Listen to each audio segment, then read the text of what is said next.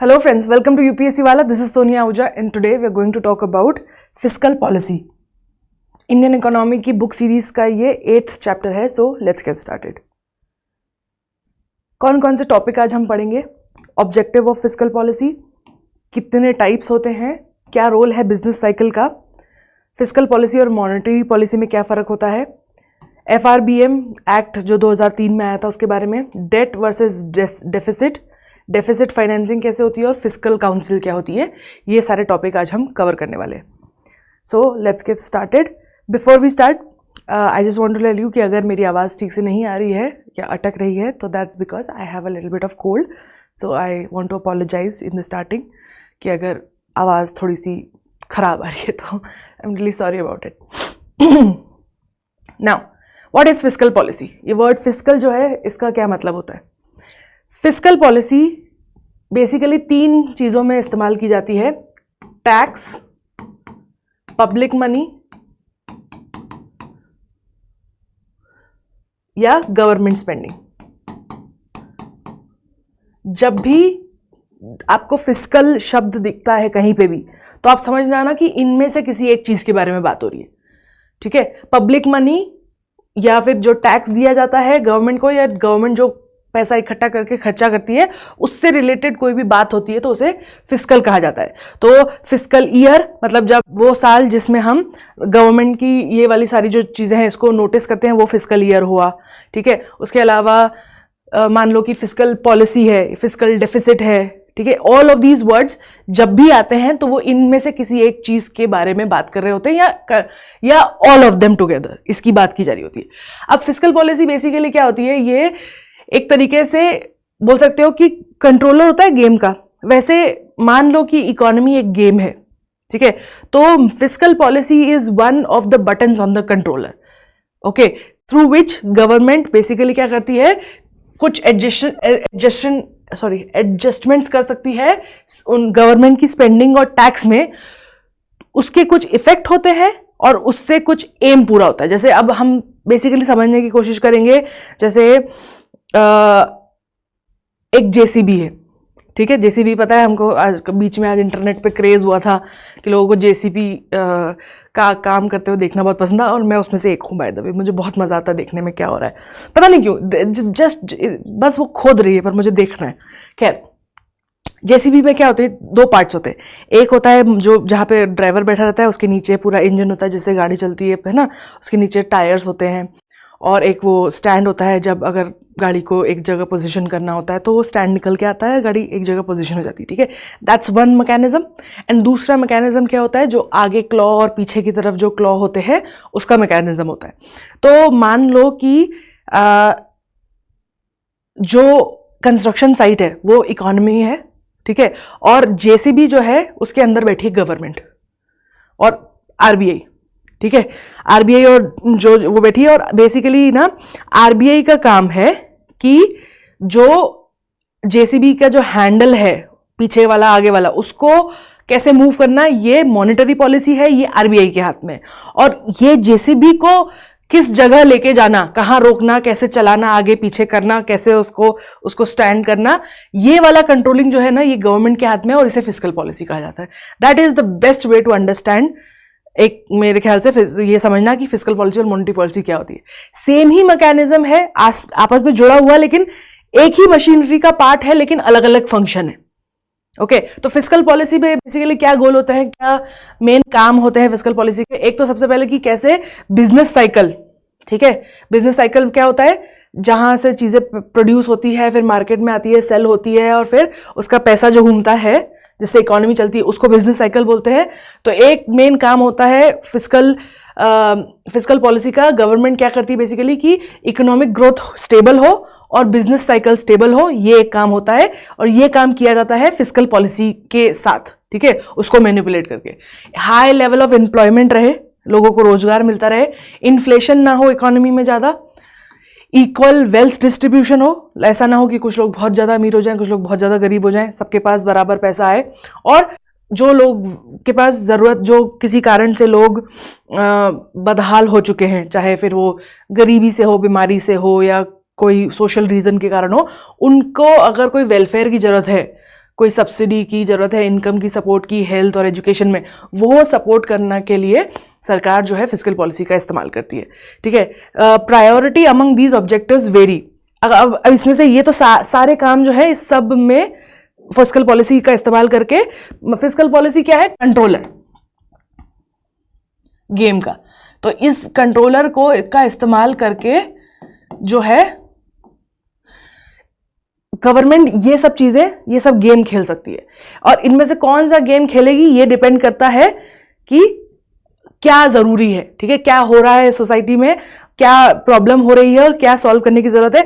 जहां लगता है कि यहां पे कुछ करने की जरूरत है वहां पे यूज करती है, नहीं तो बैठ रहती है। तो कौन सा प्रायोरिटी क्या है इसमें से ये डिसाइड करती है गवर्नमेंट बेस्ड ऑन कि उनकी इकोनॉमिक सिचुएशन इस वक्त कैसी है और क्या वो फ्यूचर में एम करना चाहती है, ठीक है।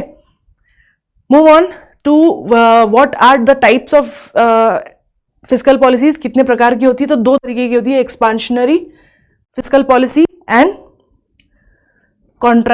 कॉन्ट्रैक्शनरी फिस्कल पॉलिसी, ठीक है। सिंपल सा इसका मतलब समझेंगे डिफरेंस, ज्यादा कुछ नहीं है। देखो, अगर हमको पता है एक्सपांशन क्या होता है, राइट? एक्सपांशन मतलब बढ़ना किसी चीज का, राइट? तो इसको है ना एक तरीके से ऐसे देखो कि मान लो आपके हाथ में कंट्रोलर है, ठीक है, दो बटन है कंट्रोलर में, ठीक है, और ये जो है सामने एक टायर है। अब ये टायर एक तरफ आपके हाथ में है कि आप अगर उस बटन को दबाते हो तो टायर में हवा भरती है, और दूसरे तरफ हाथ में जो आपका कंट्रोलर का बटन है उसको अगर आप दबाते हो तो टायर में हवा कम होती है। दिस इज एक्सपांशनरी और कॉन्ट्रैक्टरी। एक तरफ कुछ काम करने से ऐसा होता है कि हवा बढ़ती है टायर में, तो एक्सपांड होता है टायर। सिमिलरली अगर कोई एक्सपांशनरी फिस्कल पॉलिसी अगर गवर्नमेंट लेती है तो वो एक तरीके से इकोनॉमी को एक्सपांड करने के लिए कुछ कर रही है, और दूसरे वाले में उसको कॉन्ट्रैक्ट करने के लिए कर रही है, कम करने के लिए कर रही है। बिल्कुल वैसे ही होता है, not, don't take it literally, this is just a example to understand कि हम किस तरीके से देख रहे हैं इस इकोनॉमी को। तो अब क्या होता है एक्सपांशनरी में, इसमें क्या होता है, गवर्नमेंट जो है स्पेंडिंग इंक्रीज कर देती है और टैक्स घटा देती है, ठीक है। देखो, गवर्नमेंट जो अपना इकोनॉमी होती है, हमने जब पहली क्लास पढ़ी थी इकोनॉमी की, तो हमने उसमें क्या बात करी थी कि इकोनॉमी जो है एक सर्कुलर चलती है, पैटर्न है, जिसमें क्या होता है, लोग पैसे एक्सचेंज होते हैं, लेबर और सामान एक्सचेंज होता है, राइट। अब हमने ये पढ़ा था कि जितना इसमें पैसा ज्यादा आएगा, फ्लो करेगा लिक्विड मनी, उतना ही इकोनॉमी जो है वो बढ़ेगी चारों डायरेक्शन में, है ना। जितना ज्यादा पैसा आएगा, और यही एम होता है इकोनॉमी को बड़ा करना, क्योंकि इकोनॉमी बढ़ेगी मतलब क्या, लोगों के पास ज्यादा पैसे होंगे, लोगों के पास ज्यादा पैसे होंगे तो वो और ज्यादा चीजें डिमांड करेंगे, उससे और इकोनॉमी बढ़ेगी और चीजें प्रोड्यूस होगी, स्टैंडर्ड ऑफ लाइफ अच्छा होगा, है ना। तो ये काम है गवर्नमेंट का, ठीक है। तो अब मान लो कुछ ऐसा हो रहा है जिसके कारण इकोनॉमी श्रिंक कर रही है, ठीक है, लोगों के पास कम पैसा है और लोगों को क्या बोलते हैं, उनको क्योंकि उनके पास कम पैसा है तो वो उनकी चीजें खरीदने की उम्मीद भी कम हो जाएगी, तो डिमांड भी कम हो जाएगी। तो मान लो कि किसी कारण से जो है इकोनॉमी कॉन्ट्रैक्ट हो रही है, सप्लाई पैसे का सिस्टम में कम हो रहा है, लोगों की डिमांड कम हो रही है, अनएम्प्लॉयमेंट बढ़ रही है, ऐसा हो रहा है, तो तब गवर्नमेंट जो है एक्सपांशनरी फिस्कल पॉलिसी यूज करती है, जिसमें वो क्या करती है, गवर्नमेंट की स्पेंडिंग इंक्रीज कर देती है और टैक्स कम कर देती है। मतलब क्या, मान लो ये लोग हैं पॉपुलेशन, तो पॉपुलेशन से जो पैसा लेती है गवर्नमेंट उसको टैक्स बोलते हैं। तो क्या कर रही है गवर्नमेंट, ज्यादा टैक्स नहीं ले रही, टैक्स को कम कर दे रही है। मतलब कि अब जो लोग हैं इस पॉपुलेशन में, इनके पास टैक्स देने के बाद, मान लो 100 रुपए वो कमाते हैं, 10 रुपए पहले टैक्स में देते थे, तो उनके पास 90 रुपए बचते थे। अब गवर्नमेंट ने टैक्स कम कर दिया, तब उनके पास 95 रुपीज बचते, क्योंकि अब वो 5 रुपए टैक्स दे रहे हैं। सो दैट मीन्स अब लोगों के पास एक्स्ट्रा पैसा है। प्लस गवर्नमेंट क्या कर रही है, इंक्रीज स्पेंडिंग, अपना जो गवर्नमेंट खर्चा करती है वो बढ़ा रही है। मतलब क्या कर रही है, गवर्नमेंट इकोनॉमी में पैसे पंप कर रही है, ठीक है। अगर गवर्नमेंट पैसा खर्चा करती है तो कहाँ खर्चा करती है, वेल्थफेयर, एजुकेशन, पॉलिसीज, इन सब में खर्चा करती है ना, जितने भी योजनाएं होती है उसमें, तो उसमें पैसा करती है, खर्चा करती है, तो मतलब लोगों को पैसा देती है, बिजनेसेस को पैसा देती है, जो जिन लोगों को एम्प्लॉय करती है उनको पैसा देती है। तो इसका मतलब है कि गवर्नमेंट एक तरफ से लोगों से कम पैसा ले रही है और दूसरी तरफ और ज्यादा लोगों को पैसा दे रही है, मतलब वो इकोनॉमी में पैसा पंप कर रही है। और हमने क्या देखा है कि जितना ज्यादा इकोनॉमी में पैसा पंप किया जाता है उतनी ज्यादा इकोनॉमी आगे बढ़ती है। तो अगर किसी कारण से इकोनॉमी श्रिंक हो रही है और गवर्नमेंट चाहती है कि ये श्रिंक ना हो, तो ये वाली पॉलिसीज का इस्तेमाल करके, एक्सपांशनरी पॉलिसी का इस्तेमाल करके गवर्नमेंट बेसिकली वापस से रीपंप करती है। अगेन यहाँ पे टायर वाली एनालॉजी बहुत सही आती है कि टायर आपने देख लिया है, आपको दिख रहा है कि टायर में से हवा जा रही है, तो आप क्या करोगे, ये वाला बटन 2 बार 3 बार दबाओगे और कोशिश करोगे कि कैसे टायर बढ़ जाए, वापस हवा उसमें बढ़ जाए। This is exactly what the government is doing. For instant, अगर कोई इकोनॉमिक स्लोडाउन है और हाई अनएम्प्लॉयमेंट है और कस्टमर की स्पेंडिंग कम हो गई है, तो गवर्नमेंट क्या करेगी, लोअर टैक्सेस कर देगी ताकि लोगों के पास डिस्पोजेबल इनकम, खर्चा करने योग्य जो इनकम है वो ज़्यादा हो जाए, उससे स्पेंडिंग इंक्रीज होगी क्योंकि वो और सर्विसेज लेंगी, जैसे इंफ्रास्ट्रक्चर प्रोजेक्ट वगैरह बनाएंगी तो लोगों के पास और पैसा आएगा। This practice of taking less tax and giving spending more is known as pump priming. ठीक है, पंप प्रिमिंग को मतलब है कि जब गवर्नमेंट ज्यादा पैसा सोसाइटी में डालती है और कम लेती है। ठीक है, इससे क्या होता है, कई सारी जॉब्स होती है, इकोनॉमी जो है रिवाइटलाइज होती है, नया पैसा आता है। ऑलमोस्ट देख लो, मतलब कि जैसे आपके शरीर में खून है ना, तो मान लो कि आपके शरीर में से खून किसी कारण से निकलता जा रहा है, ठीक है, कम होता जा रहा है, तो गवर्नमेंट क्या करेगी, दूसरी तरफ से खून भरती जा रही है ताकि बराबर इकोनॉमी चलती रहे, आप हेल्दी हो सको। तो वो उसे हम पंप प्राइमिंग कहते हैं। And with more money and lower taxes, जो लोग होते हैं कंज्यूमर्स, उनके पास ज्यादा पैसे होते हैं, ज्यादा डिस्पोजेबल इनकम होती है, और क्योंकि उनके पास ज्यादा डिस्पोजेबल इनकम है इसलिए उनकी कंज्यूमर की डिमांड राइज होगी। कंज्यूमर की डिमांड राइज होगी तो बिजनेसेस ज्यादा चीजें प्रोड्यूस करेंगे, ओके, और उससे इकोनॉमी और बढ़ेगी and hence economic activity increase होगी और स्टेग्नेशन से, मतलब बेसिकली हवा कम होने की बजाय इकोनॉमी स्टेग्नेंट होने की बजाय वो बढ़ने की तरफ लगेगी। सो this is one of the way that the government uses for fiscal policy. अब कॉन्ट्राडिक्टरी फिस्कल पॉलिसी इसका एग्जैक्टली अपोजिट है। मान लो अब क्या हो रहा है कि आपको पता है अगर टायर में आप हवा भरते जाओ तो फट जाएगा, राइट। मान लो अब ये जो टायर है, इमेजिनरी इकोनॉमी का टायर, इसमें कहीं से हवा भरे जा रही है और आप देख रहे हो कि ये तो उसकी कैपेसिटी तक पहुंच चुका है, ठीक है, अब और हवा इसमें भरोगे तो फट जाएगा। तो गवर्नमेंट क्या करने लगेगी, दूसरा वाला कंट्रोलर का बटन दबाएगी और हवा कम करने की कोशिश करेगी इस टायर में। उस पॉलिसी को कॉन्ट्रैक्शनरी पॉलिसी कहा जाता है। इसमें गवर्नमेंट क्या करती है, जो स्पेंडिंग कर रही है बेसिकली इकोनॉमी में से पैसा निकालने की कोशिश करती है। अब अगर गवर्नमेंट को इकोनॉमी से पैसा निकालना है तो क्या करना पड़ेगा, ज्यादा टैक्स लेगी। पहले 100 रुपए पे 10 रुपए टैक्स ले रही थी, राइट, कम करके 5 रुपए कर दिया था। अब जब उसको ज्यादा टैक्स लेना है तो अब क्या कर रही है, वो 5 रुपए की जगह 15 रुपए ले रही है। अब लोगों के पास 85 ही बच रहे, तो टैक्स बढ़ा दिया। ऊपर से जो स्पेंडिंग कर रही थी गवर्नमेंट योजनाओं पर, लोगों पर, वो कम कर दी, तो लोगों की इनकम कम हो गई। लोगों की इनकम कम होगी तो उनकी डिस्पोजेबल इनकम कम हो जाएगी ना। डिस्पोजेबल इनकम मतलब क्या होती है, खर्चा करने लायक। एक आपकी इनकम आती है, उसमें से कुछ परसेंटेज जो होता है वो आपको नॉर्मल जिंदगी जीने के लिए लगता है, उसके बाद जो एक्स्ट्रा बचता है जो उसको डिस्पोजेबल इनकम बोलते हैं। अगर इकोनॉमी में पैसा कम है, ठीक है, लोगों के पास अनएम्प्लॉयमेंट ज्यादा है, जिनके पास एम्प्लॉयमेंट है वो टैक्स ज्यादा दे रहे हैं, चीजें ज्यादा महंगी हो रही है, तो क्या होगा, लोगों के पास खर्चा करने के लिए डिस्पोजेबल इनकम नहीं होगी। अगर उनके पास डिस्पोजेबल इनकम नहीं होगी मतलब कि जो डिमांड है चीजों की वो कम हो जाएगी, राइट, क्योंकि पैसा ही नहीं खर्चा करने के लिए तो डिमांड क्या करोगे। तो एक तरीके से इससे ना जो एग्रीगेट डिमांड है इकोनॉमी की वो कम होती है। For instance in times of high inflation, अगर बहुत ज्यादा इन्फ्लेशन चल रहा है तो गवर्नमेंट ना स्लो डाउन करने के लिए कभी कभी ये कॉन्ट्रैक्शनरी पॉलिसी का इस्तेमाल करती है। Action decreases money circulation. ऐसा करने से क्या होता है, इकोनॉमी में मनी सर्कुलेशन कम होता है, उसमें से पैसा वो निकाल रही है, जैसे मैंने बोला पंप से वो, क्योंकि उन्हें दिख रहा है कि इन्फ्लेशन हो रहा है बहुत ज्यादा, ऑलरेडी टायर में खूब ज्यादा पैसा भरते जा रहा है, हवा भरती जा रही है और एक पॉइंट पे वो फट जाएगा। तो जरूरी है एक इक्विलिब्रियम बनाना, तो इसके लिए वो कंट्रोलर के दूसरे हिस्से से दबा के हवा कम करने की कोशिश कर रही है। और इसमें बेसिकली क्या होता है कि गवर्नमेंट की स्पेंडिंग जो है कम हो जाती है, टैक्सेस बढ़ जाते हैं और मनी सर्कुलेशन जो होता है, पैसे जो होते हैं इकोनॉमी में वो कम हो जाते हैं, लोगों के पैसे गवर्नमेंट के पास आ जाते हैं और इससे क्या होता है, इन्फ्लेशन कंट्रोल में रहता है। अब दो और तरीके हैं इकोनॉमी को काम करने के। जैसे मैंने कहा इकोनॉमी जो है एक सर्कुलर मोशन में घूमती है, राइट। हमने बात करी कि पहले प्रोडक्ट बनाते हैं प्रोड्यूसर्स, फिर वो उसको बेचते हैं कंज्यूमर्स को, कंज्यूमर उसके बदले उनको पैसे देते हैं और फिर वो जो कंज्यूमर है वही जो है लेबर अपनी सेल करते हैं और फिर उनको उसके बदले सैलरी मिलती है। तो ये सर्कुलर मोशन है। अगर मान लो, अच्छा अभी हम बात कर रहे थे कि टायर है, टायर में हवा कम ज्यादा करना है, ठीक है। अब मान लो सेम कंट्रोलर, ये कंट्रोलर को हटाओ, दूसरा कंट्रोलर लो और बेसिकली उस कंट्रोलर से क्या होगा, टायर में हवा कम ज्यादा नहीं हो रही है, अब टायर आगे पीछे हो रहा है, ठीक है। एक कंट्रोलर था जिससे हम हवा कम ज्यादा कर रहे थे, अब ये दूसरा कंट्रोलर है जिसमें से एक बटन दबाओगे तो इस तरफ बढ़ेगा, इकोनॉमी इस तरफ जो चल रही है वो चलेगी और उसको स्पीड मिलेगी।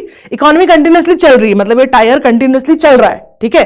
तो अगर ये जो दूसरा कंट्रोलर है गवर्नमेंट के हाथ में, इससे गवर्नमेंट क्या करेगी, अगर एक तरफ दबाएगी तो जिस डायरेक्शन में इकोनॉमी चल रही है उसी डायरेक्शन में और उसको स्पीड मिलेगी।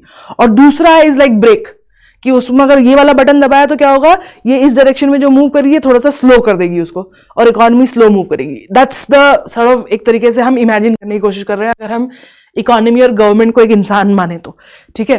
तो एक होता है counter cyclical. Counter cyclical as the word suggest, counter cyclical मतलब क्या, कि अगर इकोनॉमी इस डायरेक्शन में चल रही है तो वो पॉलिसीज जो इस तरफ पुश करने लग जाए, ठीक है।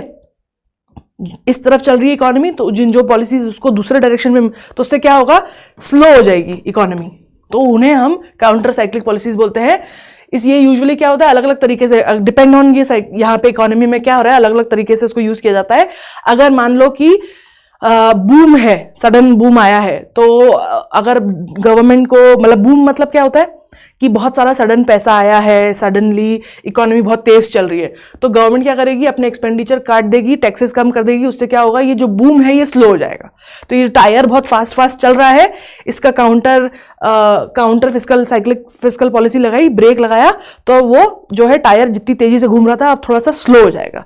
So that's counter cyclic fiscal. उसमें उसके अलावा मान लो अगर रिसेशन चल रहा है तो क्या करेगी, गवर्नमेंट एग्रीगेट डिमांड बढ़ाने की कोशिश करेगी, ठीक है। तो अब आप देख रहे हो कि अब आप बोल रहे हो कि टायर जो है वो बहुत स्लो चल रहा है, आपको आगे बढ़ाना है उसको, तो क्या करोगे, आप दूसरा वाला बटन दबाओगे जिससे जो है टायर और आगे ज्यादा मूव करे। तो इसीलिए अगर रिसेशन का टाइम होता है तो गवर्नमेंट इसी पॉलिसी को यूज करके एग्रीगेट डिमांड को बूस्ट करने की कोशिश करती है। और कैसे करती है, टैक्स लोअर कर देती है, स्पेंडिंग बढ़ा देती है, सेम जो वो हमने पहले कहा, ठीक है, वो साइक्लिक ही थी। अब दूसरी टाइप की पॉलिसी होती है pro cyclic. Basically pro cyclic मतलब कैसे बताओ, कि बहुत अच्छा एग्जांपल है इसका। अगर मान लो कि आप गाड़ी चला रहे हो, ठीक है, टायर है, चल रहा है, आप गाड़ी चला रहे हो और सडनली आप देख रहे हो सामने से दो बसें आ रही है, ठीक है, और एक बस आ रही है ऐसे, एक बस ऐसे आ रही है, और आपको पता है कि अगर इस मोमेंट पे आप इस बस को ओवरटेक करना चाहते हो तो या तो इस वक्त आप स्पीड बढ़ाओ या तो फिर ब्रेक मारो, ठीक है, क्योंकि you have that split second of decision making, कि अगर मैं अपनी स्पीड को इस वक्त बढ़ा दूं तो मैं ओवरटेक कर सकता हूं, लेकिन अगर मैंने स्पीड नहीं बढ़ाई तो फिर मुझे ब्रेक मार के पीछे होना पड़ेगा, ठीक है। तो ये क्या होता है जब इस तरीके का डिसीजन गवर्नमेंट लेती है, जबकि मतलब कि जब गवर्नमेंट क्या बोल रही है, क्या कर रही है, एक तरीके से वो कर रही है कि मैं, और मुझे पता है सामने से गाड़ी आ रही है और मुझे पता है कि जगह बहुत कम है निकलने की, लेकिन instead of putting a brake मैं और स्पीड बढ़ा के ओवरटेक कर रहा हूं ताकि उसके आने से पहले ही मैं निकल जाऊं, तो उसे प्रो साइक्लिक बोलते हैं। तो इसमें क्या हो रहा है, एकदम कॉन्ट्रास्टिंग होती है, काउंटर की कॉन्ट्रास्टिंग होती है। मतलब कि अगर बूम है तो गवर्नमेंट और पैसा फेंकती है। पहले क्या कर रहे थे, बूम जब हो रहा था तो गवर्नमेंट उसको स्लो करने की कोशिश कर रही थी, टैक्स बढ़ा दे रही थी, स्पेंडिंग कम कर दे रही थी। इसमें उल्टा करती है, अगर बूम हो रहा है तो गवर्नमेंट और उसमें पैसा डालती है और टैक्सेस कम कर देती है ताकि ये जो बूम है और ज्यादा बड़ा हो जाए।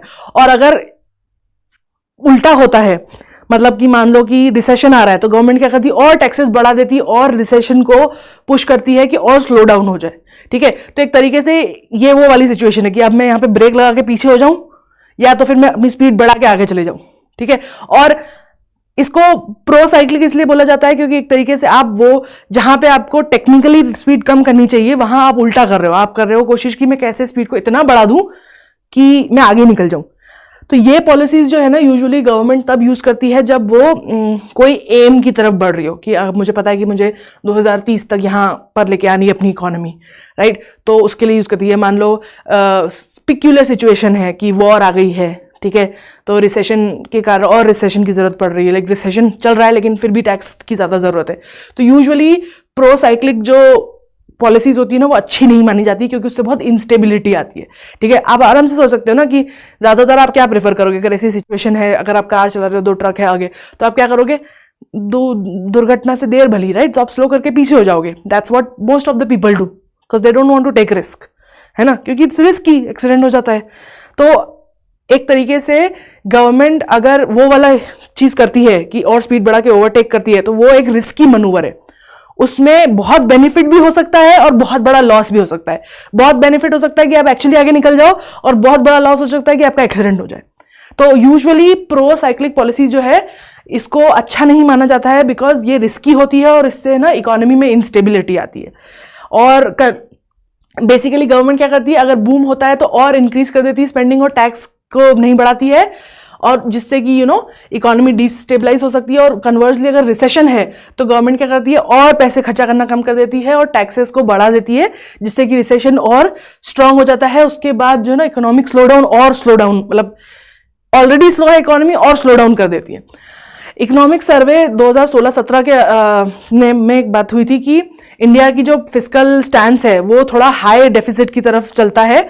मतलब क्या, बेसिकली हम कोशिश करते हैं कि हम ज्यादा पैसा लगाएं और एक तरीके से ओवरटेक है ना, ओवरटेक करने वाला वो करने की कोशिश करते हैं, क्योंकि रिस्की है, थोड़ा डेफिसिट उसमें रहता है। जैसे हमने बात करी थी एक बार पहले कि एक डेवलपिंग कंट्री की निशानी होती है कि उसके पास हमेशा थोड़ा फिस्कल डेट होती है। हल्की फिस्कल डेट होना एक अच्छी निशानी होती है। और you can just use this, I have heard this thing in my family and I don't understand it, but बोलते हैं कि थोड़ा सा पेट निकल रहा होता है ना लोगों का, तो कहते हैं कि ये तो खुशी की, अच्छे खान पान की निशानी है, वैसी वाली बात है। तो वो इंडिया का जो स्टैंस है वो ये रहा है कि वो थोड़ा सा हायर डेफिसिट्स की तरफ जाते हैं, so that because we are racing with the Western countries to actually become a bigger economy. So we have to take risks. Okay. As spending rises, pro-cyclic growth during growth surges, while revenue and spending are deployed counter-cyclically. मतलब कि जब growth हो रही है, ठीक है, growth surges हो रहे हैं सडनली, उसमें गवर्नमेंट की जो स्पेंडिंग है वो प्रो-साइक्लिक होती है। मतलब कि अगर बूम हो रहा है तो गवर्नमेंट और पैसा लगाती है, पर लेकिन अगर रेवेन्यू और स्पेंडिंग की बात की जाए, ठीक है, उसको अगर स्लो डाउन है तो गवर्नमेंट उसका और कम कर देती है। मतलब कि वो ये फर्स्ट वाला प्रो साइक्लिक ही यूज कर रही है ज्यादातर, कि अगर इकोनॉमी आगे बढ़ रही है तो और पैसा पंप करती है, इकोनॉमी स्लो हो रही है तो वो भी स्लो कर देती है, विच इज डन बेसिकली एक तरीके से बोल सकते हो ना, एक होती है आपकी नॉर्मल ड्राइविंग और एक होती है रेस कार ड्राइविंग, राइट। तो जहां पूरी दुनिया नॉर्मल ड्राइविंग कर रही है, इंडिया जो है वो रेस कार ड्राइविंग करने की कोशिश कर रही है, because it has to get somewhere, it has to win the race. ठीक है, अगर आपको रेस विन नहीं कर रहा तो आप नॉर्मल स्पीड पे चलोगे, राइट, डजंट मैटर, मैं कल पहुंचू परसों पहुंचू, क्या फर्क पड़ता है, आई नॉर्मल ड्राइव। लेकिन if you are in an emergency and you are racing someone and you want to reach somewhere place, you will drive fast and you will drive rash, right? This is pretty much like that, कि हम थोड़ी सी risk ले रहे हैं कुछ इस तरीके से कि ज्यादा उसका बेनिफिट मिल सके। तो अगर बिजनेस साइकिल की बात करें तो कैसा है, अगर फिस्कल पॉलिसी, एक जो हमने भी बात करी उसी का रिप्रेजेंटेशन है, आप इसको अपने नोट्स में बना सकते हो, it will make it easy for you to remember, कि अगर प्रो साइक्लिक है, ठीक है, तो अगर बूम हो रहा है तो एक्सपेंडिचर बढ़ा देंगी, टैक्सेस कम कर देंगी, ठीक है, और अगर रिसेशन हो रहा है प्रोसाइक्लिक में तो एक्सपेंडिचर कम कर देंगी, टैक्स बढ़ा देंगी। तो क्या होगा, अगर बूम हो रहा है और उसके बाद एक्सपेंडिचर भी बढ़ा दिया, मतलब और ये बूम बड़ा हो जाएगा, ठीक है, और अगर एक्सपेंडिचर, रिसेशन चल रहा है और एक्सपेंडिचर कम कर दिया और, तो मतलब ये और स्लो कर देगा, स्लो को, ऑलरेडी स्लो होती हुई इकोनॉमी को और स्लो कर देगा। वहीं काउंटर साइक्लिक क्या होता है कि अगर बूम हो रहा है तो बूम को थोड़ा सा कम करने के लिए, मेंटेन करके रखने के लिए एक्सपेंडिचर को कम किया जाता है, टैक्स को बढ़ाया जाता है, ताकि बूम जो है एकदम ज्यादा ना हो, ठीक है। और वहीं अगर रिसेशन होता है तो एक्सपेंडिचर एकदम खर्चा ज्यादा किया जाता है, टैक्स कम किया जाता है, ताकि लोग रिसेशन से बाहर निकल सके, है ना। तो this is how cyclical, pro cyclical and all these policies are managed, fiscal policies, ठीक है। अब बात करते हैं मॉनेटरी पॉलिसी और फिस्कल पॉलिसी में क्या क्या डिफरेंस रहता है, सिमिलरिटी रहती है। देखो, जैसे हमने जेसीबी वाला शुरू में एग्जांपल लिया था ना, वो एग्जांपल लेंगे। मान लो आज वैसे तो जेसीबी में एक ही बंदा रहता है, पर मान लो ये वाली जेसीबी में 2 बंदे हैं, ठीक है। तो एक तरफ है आपकी जो कार, जिसका काम है आगे चलना, पीछे चलना और पीछे से स्टैंड निकाल के गाड़ देना, ठीक है। ये है फिस्कल पॉलिसी, इसकी कंट्रोलर जो है वो गवर्नमेंट के हाथ में। मॉनेटरी पॉलिसी इज जेसीबी का आगे का जो वो होता है ना, हैंड क्लॉ, और पीछे का जो क्लॉ होता है, वो क्लॉ को कैसे चलाना है, वो जिसके हाथ में है वो है मॉनेटरी पॉलिसी। और वो किसके हाथ में होता है, उसका हैंडल कौन करता है, आरबीआई। ये एक इस तरीके से आप समझ सकते हो कि आरबीआई और एसबीआई और मॉनेटरी पॉलिसी और फिस्कल पॉलिसी क्या होती है। फिस्कल पॉलिसी इज वित्तीय पॉलिसी, वित्तीय, और मॉनेटरी इज मौद्रिक पॉलिसी, ठीक है। अब बेसिकली कौन इन्फ्लुएंस करता है, कैसे मैनेज होता है, मतलब how does a monetary policy function. हमें पता है कि फिस्कल पॉलिसी क्या होता है, गवर्नमेंट अपनी खर्चे और टैक्स में कम ज्यादा करके उसको मैनेज करती है। बेसिकली इंटरेस्ट रेट और मनी सप्लाई, कितना इंटरेस्ट ले रही है बैंक पैसा रखने का और कितने इंटरेस्ट पे लोन दे रही है वो, और कितना मनी सप्लाई है सोसाइटी में, लाइक एक इकोनॉमी में, उन दोनों को आगे पीछे करके आरबीआई जो है मॉनेटरी पॉलिसी में को चलाती है, ठीक है। सेंट्रल बैंक आरबीआई जो अपना इंडिया है, और ये गवर्नमेंट। तो वित्तीय पॉलिसी या फिस्कल पॉलिसी जो है वो गवर्नमेंट चलाती है, लेकिन मॉनेटरी पॉलिसी जो है वो सेंट्रल बैंक चलाती है। क्या टूल्स होते हैं, हमने देखा है कि फिस्कल पॉलिसी के टूल्स क्या होते हैं, टैक्स और पब्लिक स्पेंडिंग, है ना। मान लो अगर बेसिकली हम बोल रहे हैं कि अगर सामने जो गेम चल रहा है उसका कंट्रोलर हमारे हाथ में, तो उसमें जो 2 बटन है वो क्या काम करते हैं, या तो वो टैक्स को ऊपर नीचे करते हैं, टैक्स बढ़ाते हैं घटाते हैं, या फिर वो पब्लिक स्पेंडिंग को बढ़ाते घटाते। तो ये उनके टूल्स हो गए। वैसे ही मॉनेटरी पॉलिसी के टूल्स क्या होते हैं, डिस्काउंट रेट, रिजर्व रिक्वायरमेंट्स जो बैंक लगाता है, आरबीआई लगाता है बैंक्स के ऊपर कि आपको कितना रिजर्व रखना है, market operation, interest on reserve, repo reserve, all these things. तो ये एक तरीके से टूल्स होते हैं जिससे आरबीआई जो है मॉनेटरी पॉलिसी को चलाता है। इम्पैक्ट क्या होता है, डायरेक्ट इम्पैक्ट जो होता है आरबीआई के काम का कम होता है। आरबीआई एक तरीके से लंबा गेम खेल रहे हैं, ठीक है। आरबीआई बेसिकली उनका काम यह है कि जो चल रहा है, ठीक है, उसको जो एम है विच इज की इकोनॉमी को चलाना है, आरबीआई का काम यह रहता है कि उस दायरे में रहकर इकोनॉमी चलती रहे। ये आरबीआई का काम है, ठीक है। आरबीआई का काम बेसिकली ऐसा है, उसको ये देखना है कि भाई मान लो अगर रेस ट्रैक है तो आरबीआई का काम है ये देखना कि गाड़ी जो है रेस ट्रैक से बाहर ना उतरे, या गाड़ी में जो जो चाहिए चलने के लिए उसको normally other than the tyres वो सब बराबर रहे, टेम्परेचर सही हो, रोड सही हो, जहां पे भी इकोनॉमी चल रही है। ये काम जो है ये आरबीआई का होता है। उसका ये काम होता है कि उसे ये नहीं देखना कि गाड़ी डायरेक्शन किस तरफ जा रही है, ठीक है, वो गवर्नमेंट का काम है। आरबीआई का काम यह है कि इन दैट सिचुएशन सब कुछ जैसा चलना चाहिए वैसा चलते रहे, उसे हम आरबीआई को दे देते हैं। तो इसलिए आरबीआई का जो है डायरेक्ट इंपैक्ट नहीं होता है, कम होता है, ठीक है। और इस यूजुअली इनकरेज और डिस्करेज होता है, यूजुअली मतलब इन्वेस्टमेंट जो होते हैं ना लोगों के, इन्वेस्टमेंट क्या होता है, लोग जो पैसा मतलब जो उनको खर्चा नहीं करते वो सेविंग में रख देते हैं, तो वो इन्वेस्ट होता है। तो यूजुअली आरबीआई की जो पॉलिसीज होती है मॉनेटरी पॉलिसी, उसका अफेक्ट इन्वेस्टमेंट पे जाता है कि लोग कितना इन्वेस्ट करेंगे, कितना खर्चा करेंगे। लेकिन फिस्कल पॉलिसी का इंपैक्ट डायरेक्ट इंडिया की इकोनॉमी पे होता है। एक तरीके से आप बोल सकते हो कि किस डायरेक्शन में और कितनी तेज ये रेस कार चलेगी और किस डायरेक्शन में जाएगी, वो डिसीजन मेकिंग गवर्नमेंट करती है विथ फिस्कल पॉलिसी। आरबीआई का काम सिर्फ, RBI is like the pit stop, ठीक है, जहां पे हर 3-3 महीने में पिट स्टॉप करके वो बेसिकली पेट्रोल फिल करते हैं और देखते हैं कि सब कुछ बढ़िया चल रहा है, कार चलने लायक है या नहीं है, और मेंटेन करके रखते हैं कि कार जो है इतने हिस्से में चले, ऐसे चले, सीधे चले, like that. Best way to understand fiscal and monetary policy. Risk क्या होती है, अब आरबीआई के लिए रिस्क होती है कि वो हो सकता है अगर उनकी वो बहुत ज्यादा लूज मॉनेटरी पॉलिसी यूज करे तो बहुत ज्यादा पैसा, मनी सप्लाई इंक्रीज हो जाएगा और इन्फ्लेशन आ जाएगा।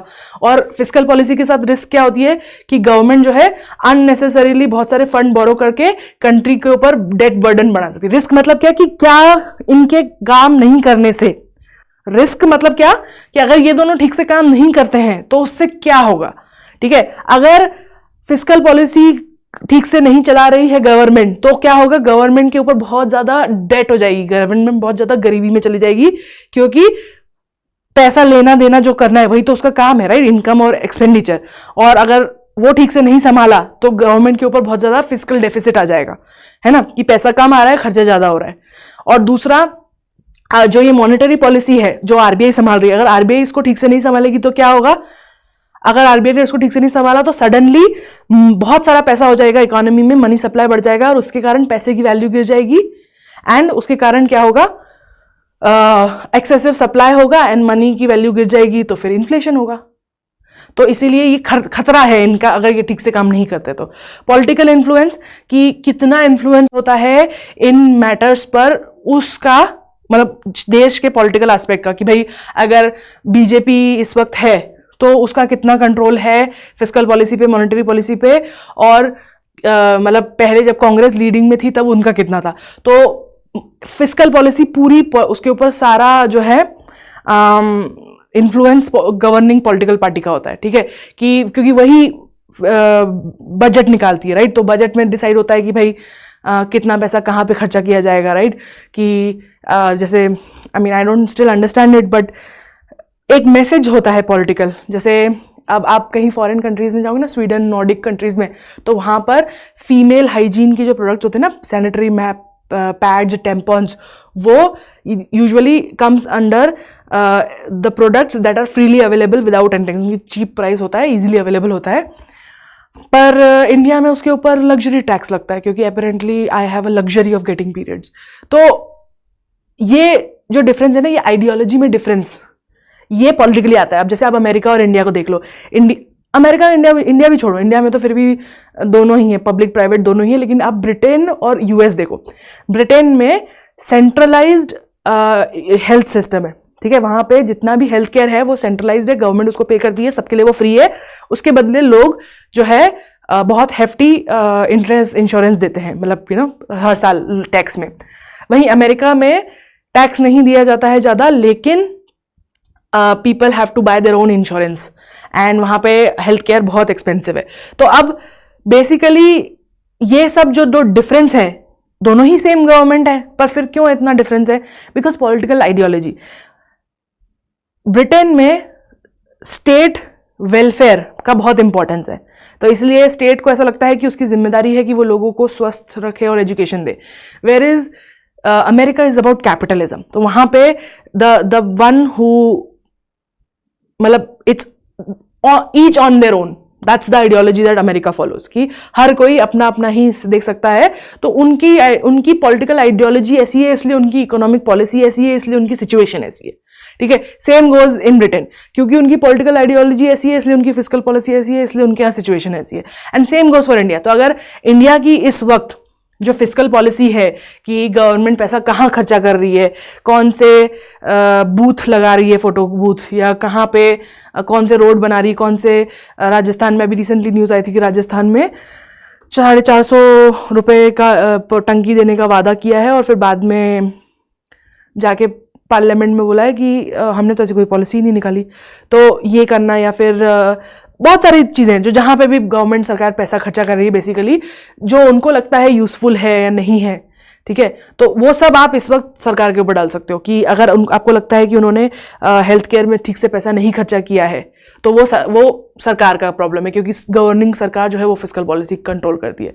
वहीं अगर आपको ऐसा लगता है कि कंट्री की इकोनॉमी आगे नहीं बढ़ रही है, अनएम्प्लॉयमेंट ज़्यादा है, कंट्री जो प्रॉमिस किए थे कि इकोनॉमी में डिफरेंस आएगा वो अगर आपको नहीं दिख रहा है, तो that has to do with the political aspect of it, because fiscal policy is directly controlled by the political influence, ठीक है। वेयर एज आरबीआई, अब देखो आरबीआई और गवर्नमेंट के बीच में हमेशा से थोड़ा सा तानाझानी रहती ही है, ठीक है। आरबीआई कुछ करना चाहता है और गवर्नमेंट कुछ और चाहती है। इट्स बिकॉज आरबीआई का काम थोड़ा सा अलग है। आरबीआई का काम है कि वो यूजुअली थोड़ा सा कम काम लेते हैं, स्लो काम लेते हैं, और थोड़ा सा इंडिपेंडेंटली काम करते हैं। उनको कोई फर्क नहीं पड़ता कि आप राइट विंग से हो, लेफ्ट विंग से हो, आप कंजर्वेटिव हो या आप लिबरल हो, आप डेमोक्रेटिक हो या आप रिपब्लिक हो, उनको कोई फर्क नहीं पड़ता, ठीक है। उनका काम ये है, मतलब कि जैसे हमने रेस कार वाली बात करी थी, राइट। तो रेस कार के जो पिट स्टॉप वाला बंदा होता है, उसको कोई फर्क नहीं पड़ता कि कार का में कौन बैठा है, कार किस कलर की है, उसको कोई फर्क नहीं। उसका एक ही काम है कि ये कार है, इसको चलते रहना चाहिए, इसके लिए मुझे जो करना है मैं करूंगा। उसको कोई फर्क नहीं पड़ता कार कौन चला रहा है ना। तो इसलिए RBI is like that. RBI don't care who the government is, who their political affiliation is. RBI is made up of economist and their work is to make sure that the economy keeps working and it doesn't matter, you can't be. हाँ, ये बात है कि political influence बहुत होता है RBI को, ऐसा नहीं है, उनके ऊपर भी बहुत इन्फ्लुएंस करने की कोशिश की जाती है, लेकिन जनरली ये बेस्ट है कि ये इंडिपेंडेंट रहे, ठीक है। क्योंकि अगर मान लो, अगेन मैं रेस कार वाला एग्जांपल लेती हूँ, मान लो कि मैं चाहती हूँ, मैं पेट्रोल भरने वाला इंसान हूँ, ठीक है, पिट स्टॉप पे रेस कार के, और मेरे को जो कार में बैठा जो कार में गाड़ी चला रहा है रेस कार, वो मुझे अगर गाली दे दे, ठीक है, तो मैं नहीं डालूंगी पेट्रोल उसकी गाड़ी में, क्योंकि क्यों दी मुझे गाली।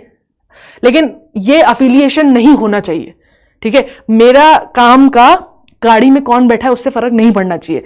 इसलिए आरबीआई के, जुडिशरी को, इलेक्शन कमीशन को के काम का फर्क नहीं पड़ना चाहिए कि सरकार की गाड़ी में कौन बैठा है। जहां वो प्रेशर आने लगता है ना, वहां सिस्टम बिगड़ जाता है। इसीलिए you have to have a independent judiciary, an independent election commission and an independent RBI. RBI should not care what BJP or Congress thinks about the world. Okay, they just need to make sure India's economy is functioning all the time and probably in a good position. Moving on. Now let's talk about the fiscal consolidation policy. Basically, जब भी government को लगता है कि हमारी जो fiscal date है, fiscal date क्या होती है? जितना रेवेन्यू है और जितना गवर्नमेंट का इनकम है, मतलब उसमें से जितना खर्चा हुआ है वो माइनस कर दो तो आपको मिलती है फिस्कल डेफिसिट।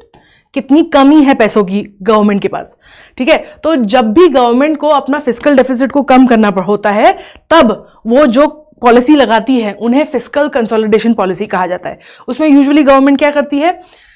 पब्लिक डेट को कम करती है, मतलब जितना उधार है सरकार के ऊपर उसको कम करने की कोशिश करती है। रेज रेवेन्यूज, मतलब कि पैसा कमाने के रिसोर्सेज से को इंक्रीज करती है या आगे बढ़ाती है, कैसे और ज्यादा पैसा कमाया जा सके, जैसे टैक्स इंक्रीज करना, टैरिफ इंक्रीज करना, फीस पेनल्टीज वगैरह, जहां से भी गवर्नमेंट कमाती है वहां से और पैसा कैसे लाया जा सके वो देखना।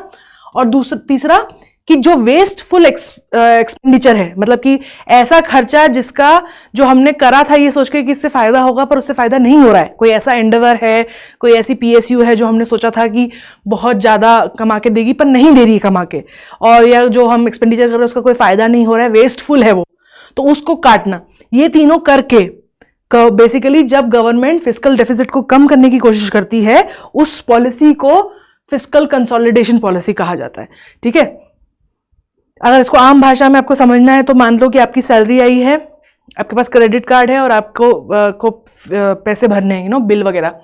तो अगर ऐसा हो कि भाई आपकी सैलरी आई है, आपने क्रेडिट कार्ड का बिल भर दिया और सारे जो दूसरे बिल थे वो भर दिए, उसके बाद आप रियलाइज कर रहे हो आपके पास पैसे नहीं, आपको वापस क्रेडिट कार्ड के पास जाके वहां से पैसे निकाल के अपना नॉर्मल डे टू डे खर्चा निकालना पड़ रहा है। तो ये क्या है? ये खराब सिचुएशन है ना, बिकॉज आपका डेफिसिट बहुत ज्यादा है। तो इसको चेंज करने के लिए आप क्या करोगे? अपने खर्चे कम करोगे, वेस्टफुल एक्सपेंस अगर कोई करते हो कि कहीं कुछ ऐसा करने जाते हो जिसकी जरूरत नहीं तो उसको काटोगे, कहीं और से पैसा कमाने की कोशिश करोगे ताकि जो ये डेफिसिट है आपका जो क्रेडिट कार्ड का है वो कम हो सके, ताकि आपको बार बार और क्रेडिट ना लेना पड़े टू रन योर लाइफ। उस पॉलिसीज को हम मतलब जो हम करते हैं अपनी लाइफ में वैसे ही गवर्नमेंट करती है और उसे हम फिस्कल कंसोलिडेशन पॉलिसी बोलते हैं। अब बात करते हैं fiscal responsibility and budget management FRBM act की 2003 का।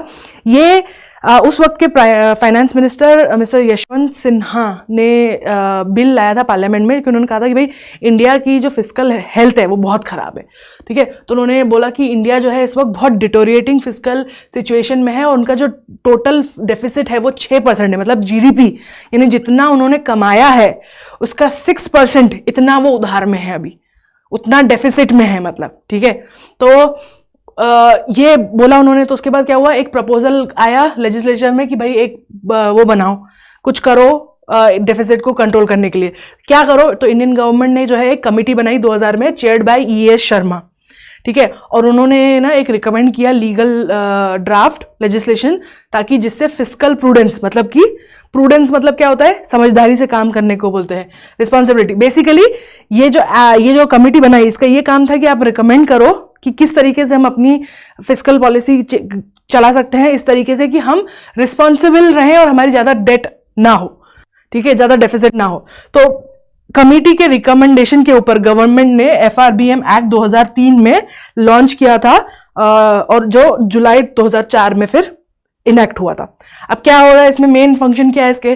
प्राइमरी गोल ये था कि इंटर जनरेशनल इक्विटी वो कम हो, मतलब कि जैसे एक जो नए लोग, नई क्या बोलते हैं, जनरेशन आ रही है, उनको पुश मिले ताकि वो भी अपनी पुरानी जनरेशन की तरह जो है इन्वॉल्व हो सके इकोनॉमी में। तो उनके बीच में जो इनइक्वालिटी है उसको कम करना, इंश्योर करना कि उनको भी वही अपॉर्चुनिटीज मिले, and establishing a long term macro economic stability, ठीक है। मतलब कि कुछ ऐसा प्लान करना कि हम इंडिया लंबे समय तक, macro economics point of view से स्टेबल रहे, मतलब इतनी बफर हो, इतना अंडरस्टैंडिंग हो, हम चीज़ों को जो खराब होने वाली चीज़ें हैं, रिस्क है, उनको देखें, समझे, संभाले, इतना रेवेन्यू बफर रखें कि हमारी जो इकोनॉमी है वो स्टेबल रहे अगले कई सालों तक। तो ये दो उनके मेन एम थे। और ये कैसे करने वाले थे, what were they aiming to do, कैसे करेंगे ये? सबसे पहले तो एक रेवेन्यू सरप्लस करो, ठीक है। रेवेन्यू डेफिसिट था, हमने देखा था, फिजिकल डेफिसिट मतलब क्या, आपका रेवेन्यू इनकम कम है, खर्चा ज्यादा है, तो रेवेन्यू सरप्लस मतलब कि ऐसी सिचुएशन में आना जिसमें आपका खर्चा कम हो, एक्सपेंस कम हो और रेवेन्यू ज्यादा हो, तो उसे रेवेन्यू सरप्लस बोलते हैं। तो सबसे पहला एम था कि कुछ ऐसा करें कि जिससे रेवेन्यू सरप्लस हो। दूसरा, फिस्कल बैरियर जो है, जैसे मॉनेटरी पॉलिसी होती है ना, मॉनेटरी पॉलिसी हमने देखा जिसमें आरबीआई नोट छापना, इंटरेस्ट रेट वगैरह जो सब लगाती है, तो बेसिकली ये था कि किस तरीके से हम मॉनेटरी पॉलिसी को लागू करने के लिए में जो फिस्कल बैरियर्स होते हैं, फिस्कल पॉलिसी के जो बैरियर्स होते हैं जिससे कि वो ठीक से मॉनेटरी पॉलिसी को कंट्रोल करती है, वो बैरियर हटा दी जाए ताकि आरबीआई और मॉनेटरी पॉलिसी इंडिपेंडेंटली काम कर सके और फिस्कल पॉलिसी के बैरियर्स ना हो उसके ऊपर। और फिस्कल कौन कंट्रोल करता है? गवर्नमेंट। अब गवर्नमेंट का काम थोड़ा सा अलग है। गवर्नमेंट का काम obviously at the end of the day, अगर आप गवर्नमेंट का पोर्टफोलियो देखो किसी भी सरकार का, तो वो यही रहता है ना कि भाई रोजगार देना है, पैसे कमाना है, इकोनॉमी इंक्लूड करनी है। या तो अगर बहुत खराब सरकार होती है तो फिर वो बोलती है कि हमें ये वाले देश से लड़ना है, वो वाले देश से प्रोटेक्ट करना है वगैरह वगैरह। पर मेन एम यही होता है ना किसी भी सरकार का कि वो आपको बेसिकली इकोनॉमी को स्ट्रॉन्ग करना है। यही बोल के तो हमारी करंट सरकार भी आई थी, राइट? क्योंकि वो हर किसी केस में होता है, that's the basis of it. लड़ते रहेंगे हम पाकिस्तान से, पर इकोनॉमी बढ़िया चलनी चाहिए पहले, है ना? तो ये क्या होता है, इनका एम होता है थोड़ा अलग, इनका थोड़ा पॉलिटिकल कनोटेशन होता है, मूव होता है। लेकिन मॉनेटरी पॉलिसी जो होती है वो इंडिपेंडेंट होती है, तो इसलिए बेसिकली एक तरीके से मॉनेटरी पॉलिसी को पॉलिटिक्स से दूर किया जा सके इन अ वे। और दूसरा है practising effective debt management by restricting deficits and borrowing. Basically वो कह रहे हैं कि किस तरीके से हम सरकार को थोड़ा सा मॉनिटर कर सकें, थोड़ा सा उनको इफेक्टिव तरीके से कैसे उधार को मैनेज करना ये सिखा सके, ताकि वो बहुत ज़्यादा उधार ना ले ले आरबीआई से या बाहर से, या बहुत बड़ा डेफिसिट ना क्रिएट कर दे, ऐसा पहाड़, मतलब अपना क्रेडिट कार्ड मैक्स आउट ना कर दे और ऐसा ना बैठ जाए कि अब तो है ही नहीं पैसे, अब क्रेडिट कार्ड भी मैक्स आउट हो गया है और अब हमारे पास चलाने के लिए भी पैसा नहीं है।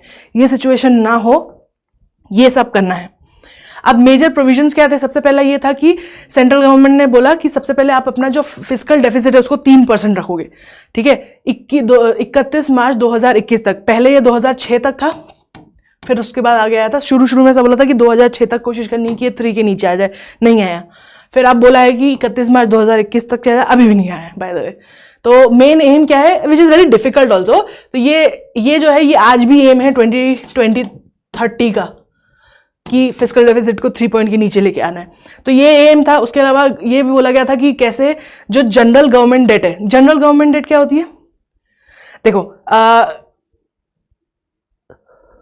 फिस्कल डेट, फिस्कल डेफिसिट क्या होता है? जितना कमाया, ठीक है, उस रेवेन्यू उसमें से जो खर्चा किया माइनस कर दो, वो आपको फिस्कल देती है। डेट इज उधार, टोटल कितना आपके ऊपर उधार है। तो जनरल गवर्नमेंट डेट जो होती है ना, मतलब इट्स टोटल ऑल डेट, सारी स्टेट्स की प्लस सेंटर की मिला के सारी, है ना। पर सेंट्रल गवर्नमेंट डेट जो होती है वो सिर्फ सेंट्रल गवर्नमेंट की डेट होती है। यूजुअली इसमें स्टेट गवर्नमेंट की जो डेट होती है ना, उसमें फॉरेन से आई हुई डेट को नहीं काउंट किया जाता है, मतलब क्योंकि यूजुअली स्टेट्स खुद उधार नहीं लेती है, वो सेंट्रल गवर्नमेंट के थ्रू उधार लेती है।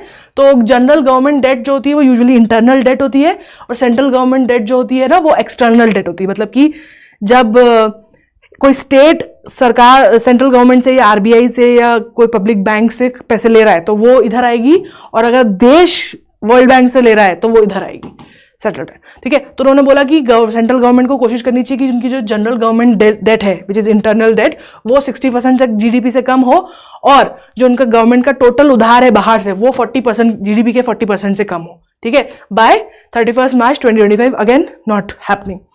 The general government shall not borrow from RBI. अब उन्होंने बोला था कि एटलीस्ट 2006 तक, जब ये आया था 2003 में, तब बोला था कि 2006 तक बैन था कि गवर्नमेंट जो है आरबीआई से और लोन नहीं लेगी और कोई एक्सेस कैश डिस्ट्रीब्यूशन नहीं कराएगी, कोई कैश रिसिप्ट नहीं भेजेगी, ठीक है। आरबीआई ने ये भी बोला था कि वो कोई भी प्राइमरी इशू जो है, ठीक है। RBI was not suppose to subscribe to the primary issues of central government securities after 2006, मतलब कि सेंट्रल गवर्नमेंट की जो सिक्योरिटी है वो प्राइमरी इशू नहीं करेगी आरबीआई 2006 के बाद, ठीक है। और रेवेन्यू डेफिसिट और फिजिकल डेफिसिट में exceed the target specific to the rules only on the ground of national security calamity and other exceptional. उन्होंने क्या बोला कि आपका जो रेवेन्यू डेफिसिट है और फिजिकल डेफिसिट है वो सिर्फ और सिर्फ तब इस लेवल के जो उन्होंने 3% जीडीपी का वो किया है या जो ये डेट फाइनलाइज की है, ये इसके ऊपर तभी जा सकती है जब या तो कोई नेशनल सिक्योरिटी हो, मतलब हम कभी किसी के साथ वॉर पे हो, या कोई कैलेमिटी हो, अर्थक्वेक, सुनामी वगैरह, या कोई एक्सेप्शनल ग्राउंड हो जैसे कोविड, ठीक है, पैंडेमिक वगैरह टाइप। तो इसी सिचुएशन में बस जा सकती है, which is what happened in 2021। अब central government shall lay in each financial, अब basically according to this act only central government को हर साल पार्लियामेंट के सामने ये 4 स्टेटमेंट डालने हैं, ये उन्होंने बोला है अकॉर्डिंग टू दिस एक्ट।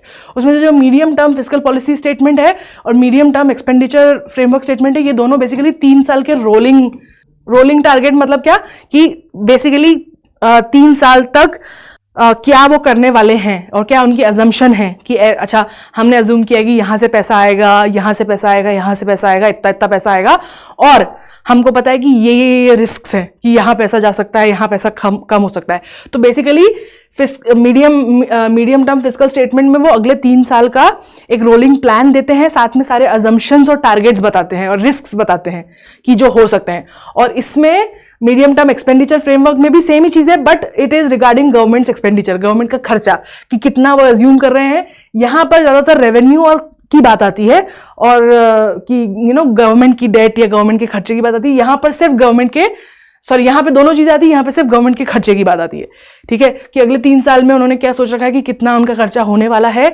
कहाँ पे होने वाला है, क्या उनकी एक्सपेक्टेशन है, कहाँ खर्चा कम ज्यादा हो सकता है।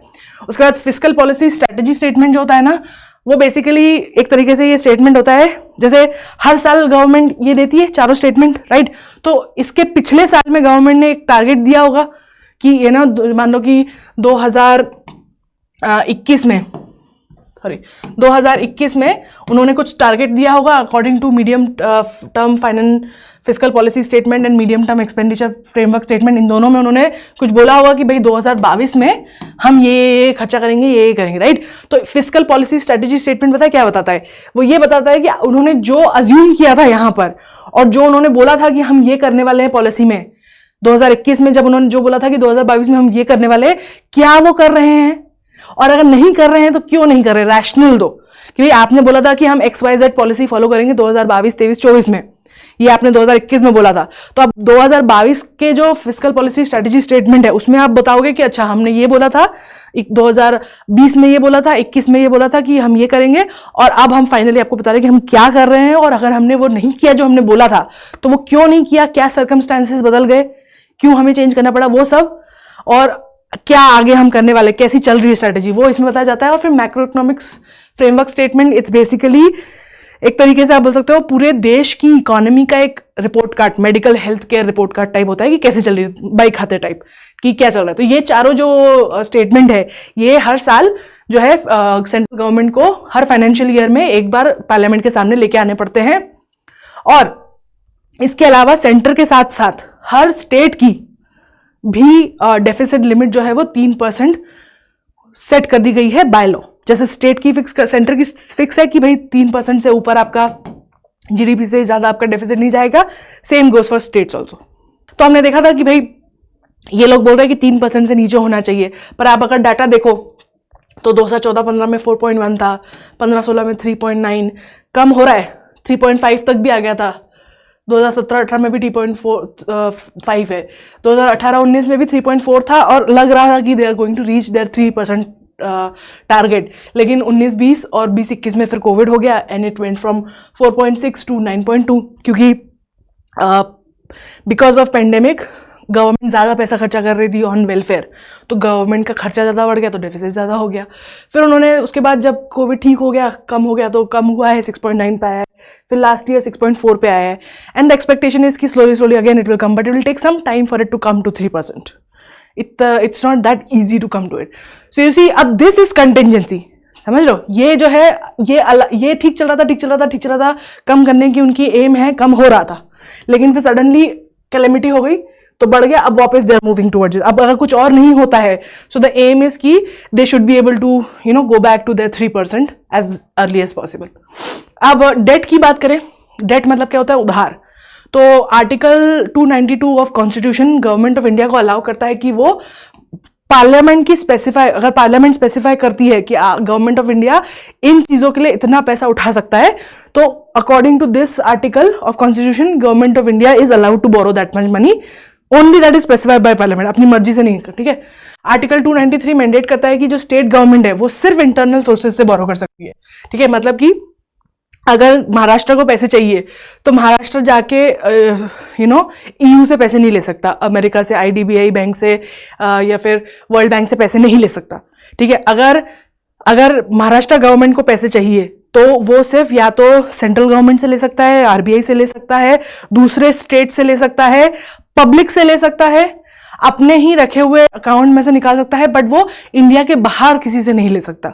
ठीक है, और government of India incurs both internal and external debt. अब जो इंडियन गवर्नमेंट है वो दोनों ले सकती है, वो आरबीआई से भी ले सकती है, लोगों से भी ले सकती है, वो बाहर की बैंक से भी ले सकती है, वो दूसरे देशों से भी ले सकती है, लेकिन स्टेट गवर्नमेंट नहीं ले सकती। ठीक है, अब जो ये 12th फाइनेंस कमीशन आई थी उन्होंने बोला कि आपको स्टेट को भी अलाउ करना चाहिए कि वो इंडिपेंडेंटली अपनी फिस्कल पॉलिसी को फॉलो करे, और अगर उन्हें बाहर से, इंडिया के बाहर से किसी से लोन लेना है तो ले सके। तो उन्होंने अलाउ किया, रिकमेंड किया गवर्नमेंट को कि इस तरीके का फैसिलिटेशन करो आप कि भाई महाराष्ट्र भी जाके आईएमएफ से लोन ले सके, सिर्फ आप क्यों लो। तो फिर सिंस April 1, 2005 एक general category states, not union यूनियन टेरिटरीज, ठीक है, general category state can borrow from multilateral and bilateral agencies, मतलब वर्ल्ड बैंक या फिर एशियन डेवलपमेंट बैंक, इनसे multilateral and bilateral agencies. Multilateral मतलब क्या? ऑर्गेनाइजेशन जिसमें बहुत सारी कंट्रीज है, और बायलेटरल मतलब ऑर्गेनाइजेशन या दूसरी कंट्रीज की ऑर्गेनाइजेशन या दूसरी कंट्रीज की बैंक। ठीक है, उनसे जनरल कैटेगरी की स्टेट्स जो है उधार ले सकती है, लेकिन on back to back basis.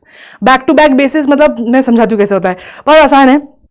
मान लो कि मैं एक बंदा है, वो 18 साल का हुआ, स्कूल उसने कंप्लीट करा, उसको आगे नहीं पढ़ना, उसको अपना बिजनेस खोलना है। ठीक है, तो उसने अपना बिजनेस खोला, अब वो गया बैंक के पास कि मुझे 5 लाख रुपए दो, मुझे अपना बिजनेस खोलना है। तो बैंक क्या बोलेगी?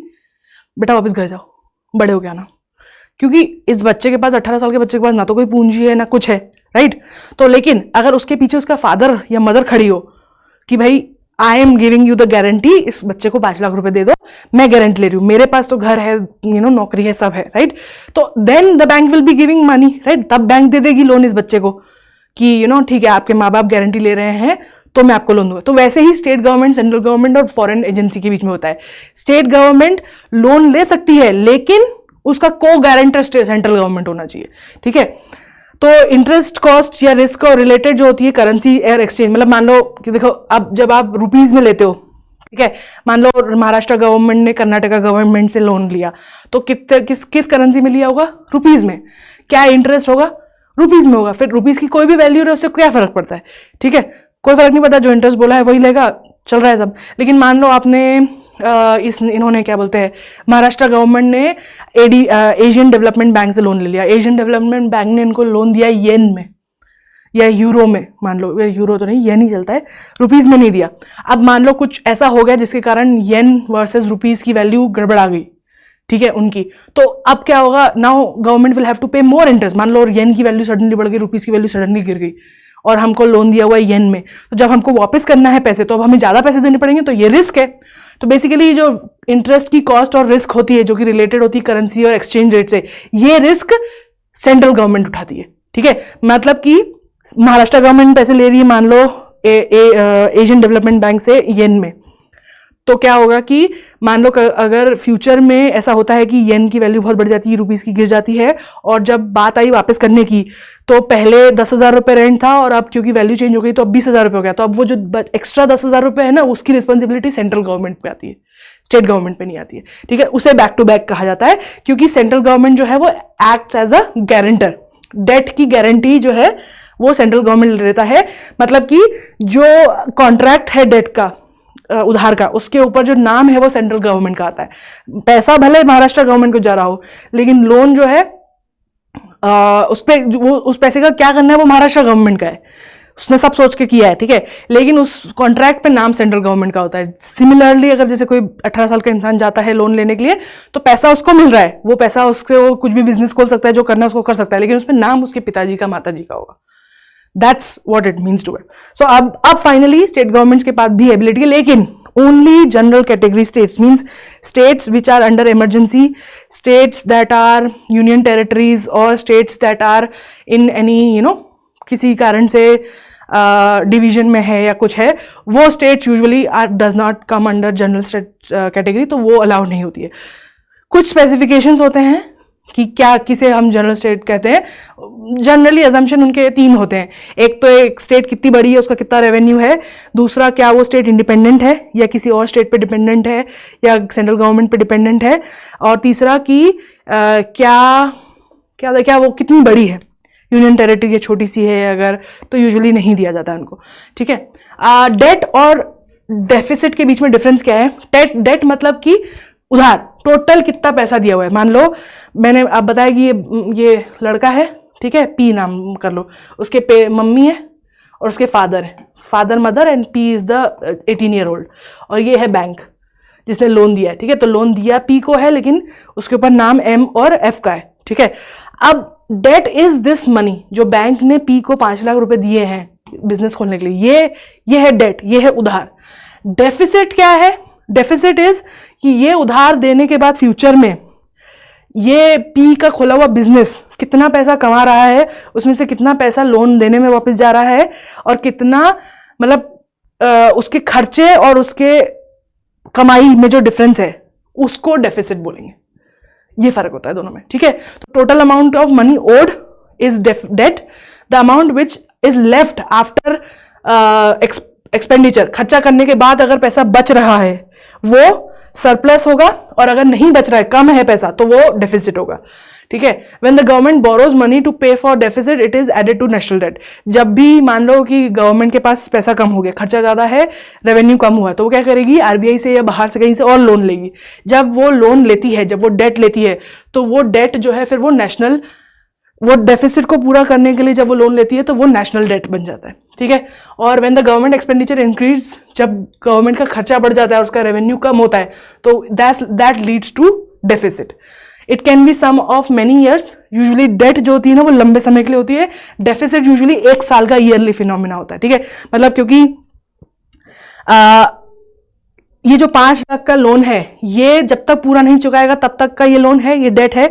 लेकिन डेफिसिट कि इस लड़के का डेली में उसके बिजनेस कितना कमा रहा है और कितना खर्चा है, ये तो महीने दर महीने चेंज होता रहेगा ना, ठीक है। इस महीने ज्यादा कमा लिया तो थोड़ा डेफिसिट कम है, अगले महीने कम कमाया तो डेफिसिट बढ़ गया। तो deficit year two year periodic होता है, इस समय से लेकर इस समय तक के बीच में ये डेट होती है, डेफिसिट होता है। लेकिन डेट जो होती है वो लंबे समय तक चल सकती है। So this is the difference between debt and resultant. अच्छा, इट इज रिलक्टेंट, क्या? It is resultant of deficit. Debt होती है जब ज्यादा डेफिसिट होता है, मतलब कि अगर बार बार डेफिसिट है तो उतना ही ज्यादा डेट बढ़ेगी, ठीक है। लेकिन डेफिसिट का डेट से कोई लेना देना नहीं है, ठीक है। मतलब कि आप जितना ज्यादा हर साल अगर आपके पास डेफिसिट है, हर साल आपको कमी हो रही है, तो आप और लोन लोगे और लोन लोगे, आपका loan which is the debt बढ़ता जाएगा बढ़ता जाएगा बढ़ता जाएगा। लेकिन उसका डेफिसिट पे कोई फर्क नहीं पड़ता, अनलेस आप जो आपने पैसा लिया है आप उसको यूज करके अच्छे से पैसे नहीं कमाओगे, उस डेट का डेफिसिट के ऊपर कोई असर नहीं पड़ता है, वो बढ़ता ही रहेगा। अगर आप डेफिसिट ले लोगे, डेफिसिट नहीं होगा तो वो कम होगा, पर that only depends if you pay it back. If you don't pay it back then वो कम नहीं होगा। मतलब डिपेंडेंसी देखा जाए तो डेफिसिट डिपेंड करता है डेट के ऊपर, ठीक है। मतलब सॉरी, डेट डिपेंड करता है डेफिसिट के ऊपर, जितना ज्यादा डेफिसिट होगा उतना डेट होगा। लेकिन you know deficit does not have any such correlation with debt, ठीक है। अब जैसे अब यहाँ पे एक अच्छा रिप्रेजेंटेशन दिया है कि अगर आपने आइसबर्ग फिनोमिना देखा है, ठीक है। आइसबर्ग में क्या होता है? आइसबर्ग का एक छोटा सा हिस्सा ऊपर दिखता है, बाकी जो होता है वो नीचे होता है, ठीक है। क्योंकि आइस जब फ्लोट करती है, जैसे आपने ग्लास में भी देखा होगा, अगर ग्लास में पानी भरो, आइस ना बिल्कुल एकदम टॉप पे ऐसे फ्लोट करती है, इट्स जस्ट स्लाइटली ऊपर, राइट। तो ये this is deficit and this is debt. तो जितना ज्यादा डेफिसिट बार बार आप ऐड करते जाओगे उतना ही डेट बढ़ता जाएगा, ठीक है। और पर डेफिसिट साल दर साल एनुअली या मंथली चेंज होता रहता है। अब बात करते हैं गवर्नमेंट ऑफ इंडिया, मतलब सेंट्रल गवर्नमेंट की टोटल लाइबिलिटी या टोटल डेट कितनी है, कितने प्रकार की है। सबसे पहले है इंटरनल डेट। इंटरनल डेट क्या होता है? ये वो उधार है जो गवर्नमेंट ने देश के अंदर से लिया है, ठीक है। तो चाहे फिर वो लोगों से लिया हो, पब्लिक से लिया हो, या फिर आरबीआई से लिया हो, या बैंक्स किसी से भी लिया हो, बट विद इन, ठीक है, फ्रॉम डोमेस्टिक मार्केट अगर बोरो किया है तो उसे हम इंटरनल डेट बोलते हैं, like treasury bills, dated securities of domestic market etcetera. External debt होती है वो जो या तो दूसरे गवर्नमेंट से ली गई हो या दूसरी एजेंसी से ली गई हो, बाहर से, इंडिया के बाहर से, तो उसे हम एक्सटर्नल डेट कहते हैं। उसमें फॉरेन पोर्टफोलियो इन्वेस्टर और परचेसिंग जो बाहर के लोग हैं, मतलब प्राइवेट इंडिविजुअल, वो अगर सरकार की कोई ये खरीदते हैं गवर्नमेंट सिक्योरिटी, तो वो भी इसी का पार्ट है, एक्सटर्नल डेट का।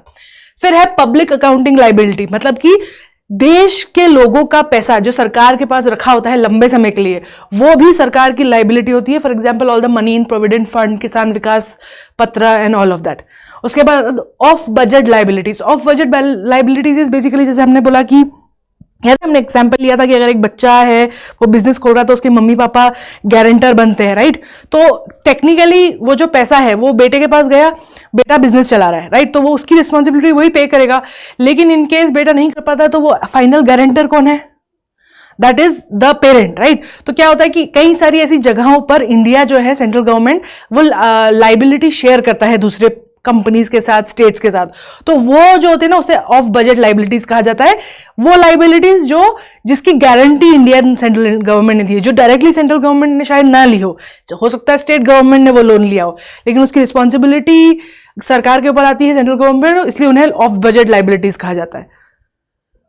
अब यहां पे देखो डेट टू जीडीपी रेशियो जो सेंटर का, जो हमने बोला था, देखो क्या बोला था कि कितना कम रहना चाहिए, सेंटर और स्टेट का मिला के 60 होना चाहिए, सेंटर का 40 होना चाहिए, स्टेट का 20 होना चाहिए, ठीक है, ये बात हुई थी, है ना, सेंटर स्टेट कंबाइन, है ना। तो अब यहां पे आप देख लोगे सेंटर और स्टेट का कैसे चल रहा है। 2014-15 में 54 था, 51, फिर कम हुआ 49, 45 तक आया 2018 में, लेकिन उसके बाद फिर जंप करने लग गया, इट रीच 59, 60 ऑलमोस्ट, फिर जो है कम होते होते अब इसको 56 है, इसको एक्चुअली आना है 40 के अंदर, ठीक है। और स्टेट वाला देखो तो 22 से स्टार्ट हुआ है, 22 से बढ़ता ही जा रहा है, बढ़ता जा रहा है, बढ़ता जा रहा है, और बढ़ गया और बढ़ गया, अब फाइनली थोड़ा कम हुआ, ठीक है। अब देखो इवन दो कोविड में सेंट्रल का बढ़ा लेकिन स्टेट का कम हुआ टेक्निकली, ठीक है। अब 29 पे इसको 20 के अंदर लाना है। सो अभी इस वक्त दोनों ही अपने बजट के बाहर है। अब बात करते हैं एक्सटर्नल डेट की, मतलब डेट क्या होती है। एक्सटर्नल डेट मतलब जो हमने बोला ना, जो बाहर से आती है, तो उसमें भी दो प्रकार की होती है, सोवरेन डेट और non sovereign debt. External debt basically means कि इंडिया के अंदर रहने वाले लोगों ने, चाहे फिर वो सरकार हो, कंपनी हो या लोग हो, उन्होंने किसी भी बाहर वाले इंसान से, चाहे फिर वो बाहर की कंपनी हो, बाहर का इंसान हो या बाहर की गवर्नमेंट हो, उससे जो पैसा लिया है उसे हम एक्सटर्नल डेट बोलते हैं इंडिया की। उसमें दो प्रकार की होती है, सोवरेन डेट, ये वो डेट होती है जो बेसिकली जो सरकार इनकर करती है, मतलब अगर सरकार कोई उधार ले रही है तो वो इधर आता है, और अगर कोई प्राइवेट एंटिटी ले रही है तो वो इधर आता है।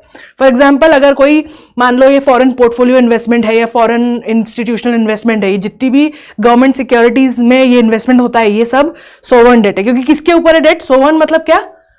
सोवरेन मतलब स्टेट, नॉट लिटरली बट यहां पर। तो सोवरेन मतलब पॉलिटिकल साइंस में आप देखो तो सोवरेन का मतलब थोड़ा अलग होता है, बट यहां पे आप बोल सकते हो सोवरेन मतलब कि स्टेट की बात कर रहे हैं। तो ये स्टेट द्वारा या नेशन द्वारा जो उधार लिया गया है वो है, और ये नॉन स्टेट है, मतलब इंडिविजुअल है या कंपनीज है।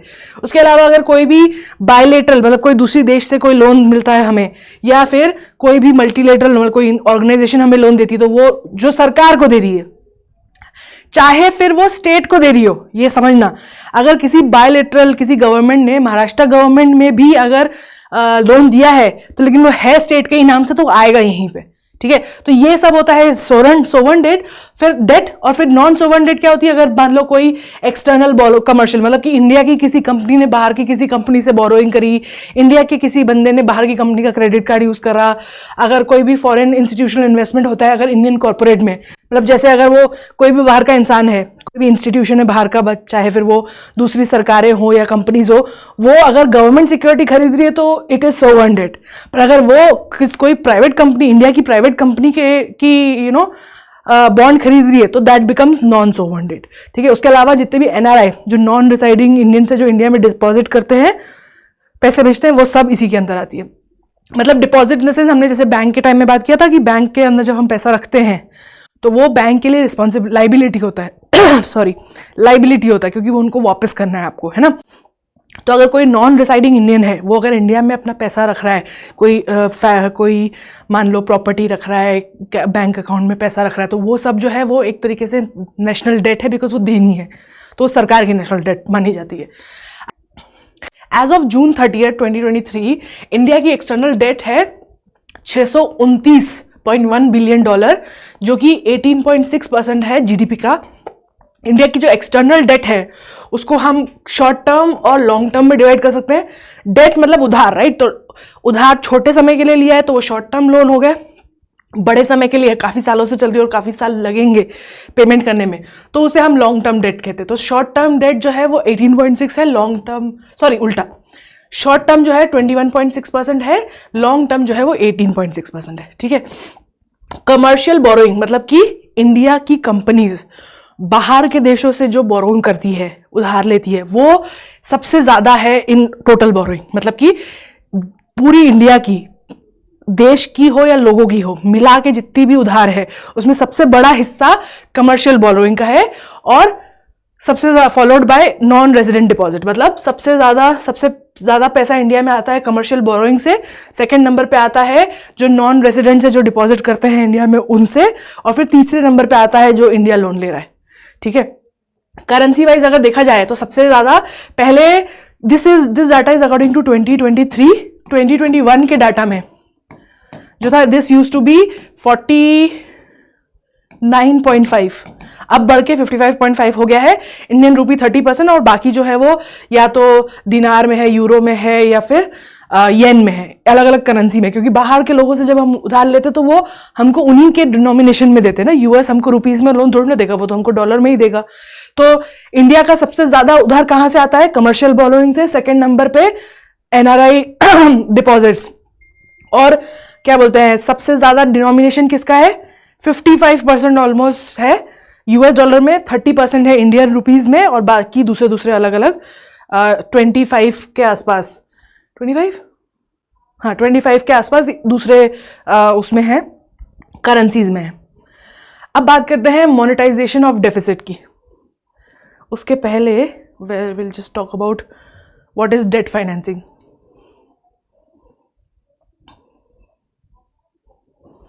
पहले डेट फाइनेंसिंग की बात कर लेते हैं, फिर मोनेटाइजेशन पे आएंगे। डेट फाइनेंसिंग क्या होती है?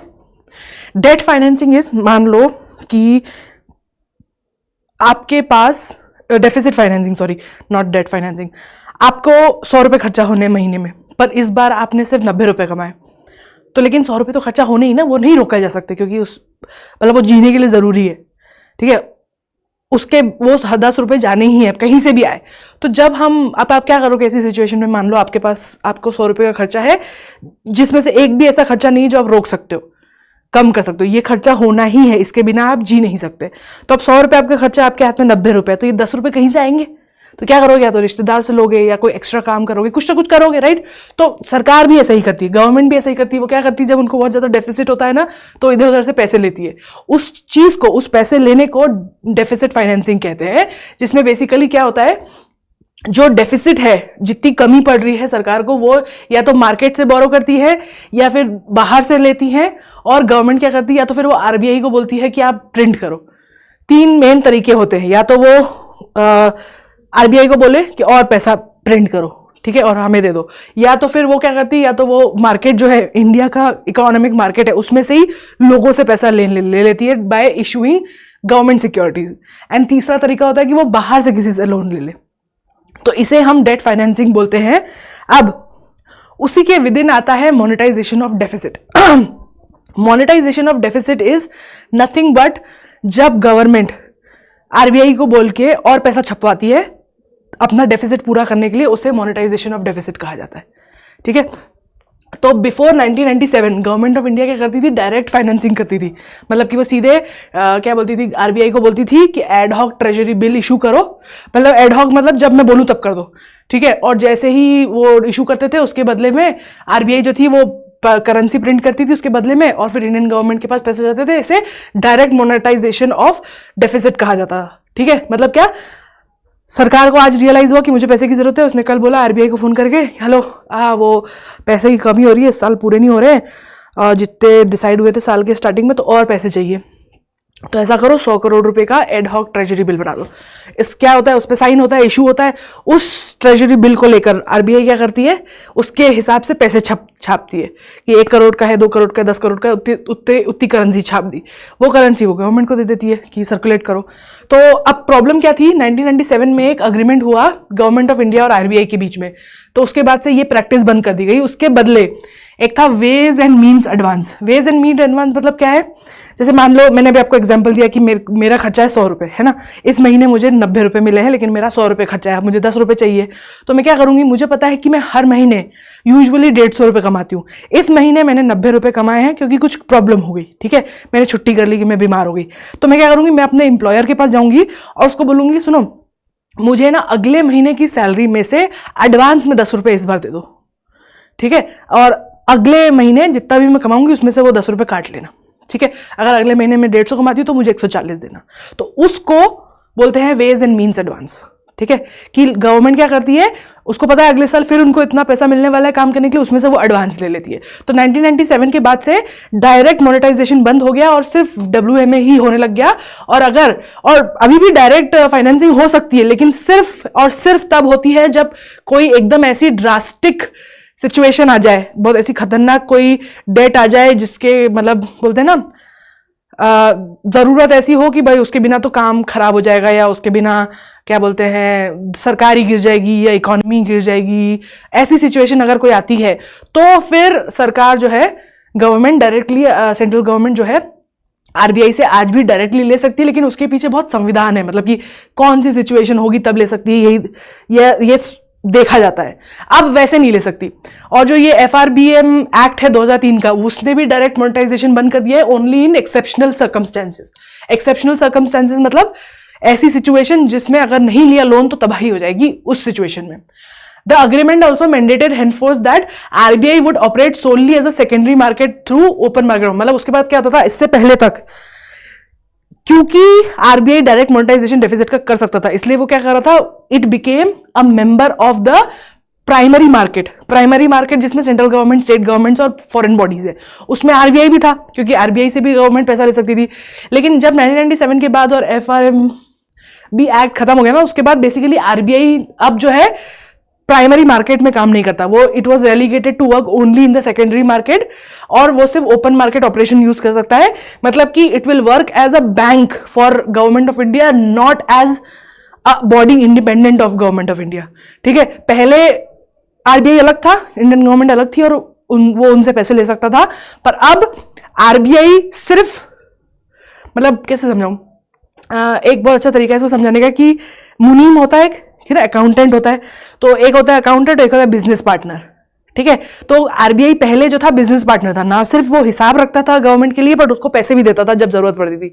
लेकिन फिर इसके बाद अब आरबीआई सिर्फ मुनीम बन गया है, ठीक है। वो सिर्फ अकाउंटिंग का काम करता है, ओपन मार्केट ऑपरेशंस करता है और कंट्रोल करने की कोशिश करता है अकाउंट को। वो अब गवर्नमेंट ऑफ इंडिया के साथ उस तरीके से डील नहीं करता है जहां government of India directly RBI से पैसे मांग सके। वो सिर्फ लिक्विडिटी इंस्ट्रूमेंट की तरह काम करता है। मतलब कि अगर कोई पैसा कहीं से आ रहा है तो उसको लिक्विडेट करके वापस सर्कुलेशन में लाना, कि भाई सरकार को मान लो इन लोगों को पे करना तो उनको देना, सिर्फ वही काम करता है, सिर्फ मुंशी का काम करता है। अब वो बिजनेस पार्टनर जैसा काम नहीं करता है। अब डायरेक्ट मोनेटाइजेशन जो है वो बेसिकली कुछ सर्टन सर्कमस्टेंसेज में अभी भी हो सकता है। और अगर मान लो जैसे सडनली कोई लिक्विडिटी की शॉर्टेज आ गई, कोई एकदम ऐसा डेफिसिट हो गया इकोनॉमी में जिसके कारण डर है कि पूरी इकोनॉमी ही गिर जाएगी, तो ऐसे सिचुएशन में वो ले सकते हैं। उसके अलावा attempting to borrow from bank in such situation might worsen. तो अब क्या होता है, अगर सेंट्रल गवर्नमेंट बैंक से इस तरीके से अब लोन लेती है तो इससे क्या होता है, इंटरेस्ट रेट बढ़ जाते हैं, आरबीआई को इंटरेस्ट रेट बढ़ाने पड़ते हैं और इससे ना लिक्विडिटी क्रंच आता है। मतलब कि अगर मान लो मतलब कि इंटरेस्ट रेट बढ़ेंगे, हमने क्या पढ़ा था कि अगर इंटरेस्ट रेट बढ़ते हैं तो लोग क्या करते हैं, पैसा ज्यादा बैंक में रखते हैं क्योंकि उनको ज्यादा इंटरेस्ट रेट चाहिए, राइट। तो इसका मतलब है कि जो सर्कुलेशन में पैसा है वो और कम हो जाएगा, ठीक है। तो इसलिए यूजुअली ऐसा क्यों किया गया, why did we move from direct monetisation to this, because it causes issues, okay, these are the issues it causes. उसके अलावा अगर एलिवेटेड मोनेटाइजेशन रेट है, मतलब इंटरेस्ट रेट बहुत ज्यादा है, तो इससे क्या होता है कि इन्वेस्टमेंट कम आते हैं, क्योंकि अगर किसी भी कंट्री में इंटरेस्ट रेट बहुत ज्यादा है तो वहां पे लोग इन्वेस्ट नहीं करना चाहेंगे। और उसके बाद कई सारी, मतलब बेसिकली जो भी गवर्नमेंट कोशिश कर रही होती है ना इकोनॉमी को आगे बढ़ाने की, वो रद्द हो जाती है अगर गवर्नमेंट आरबीआई से बार बार पैसे लेती है तो।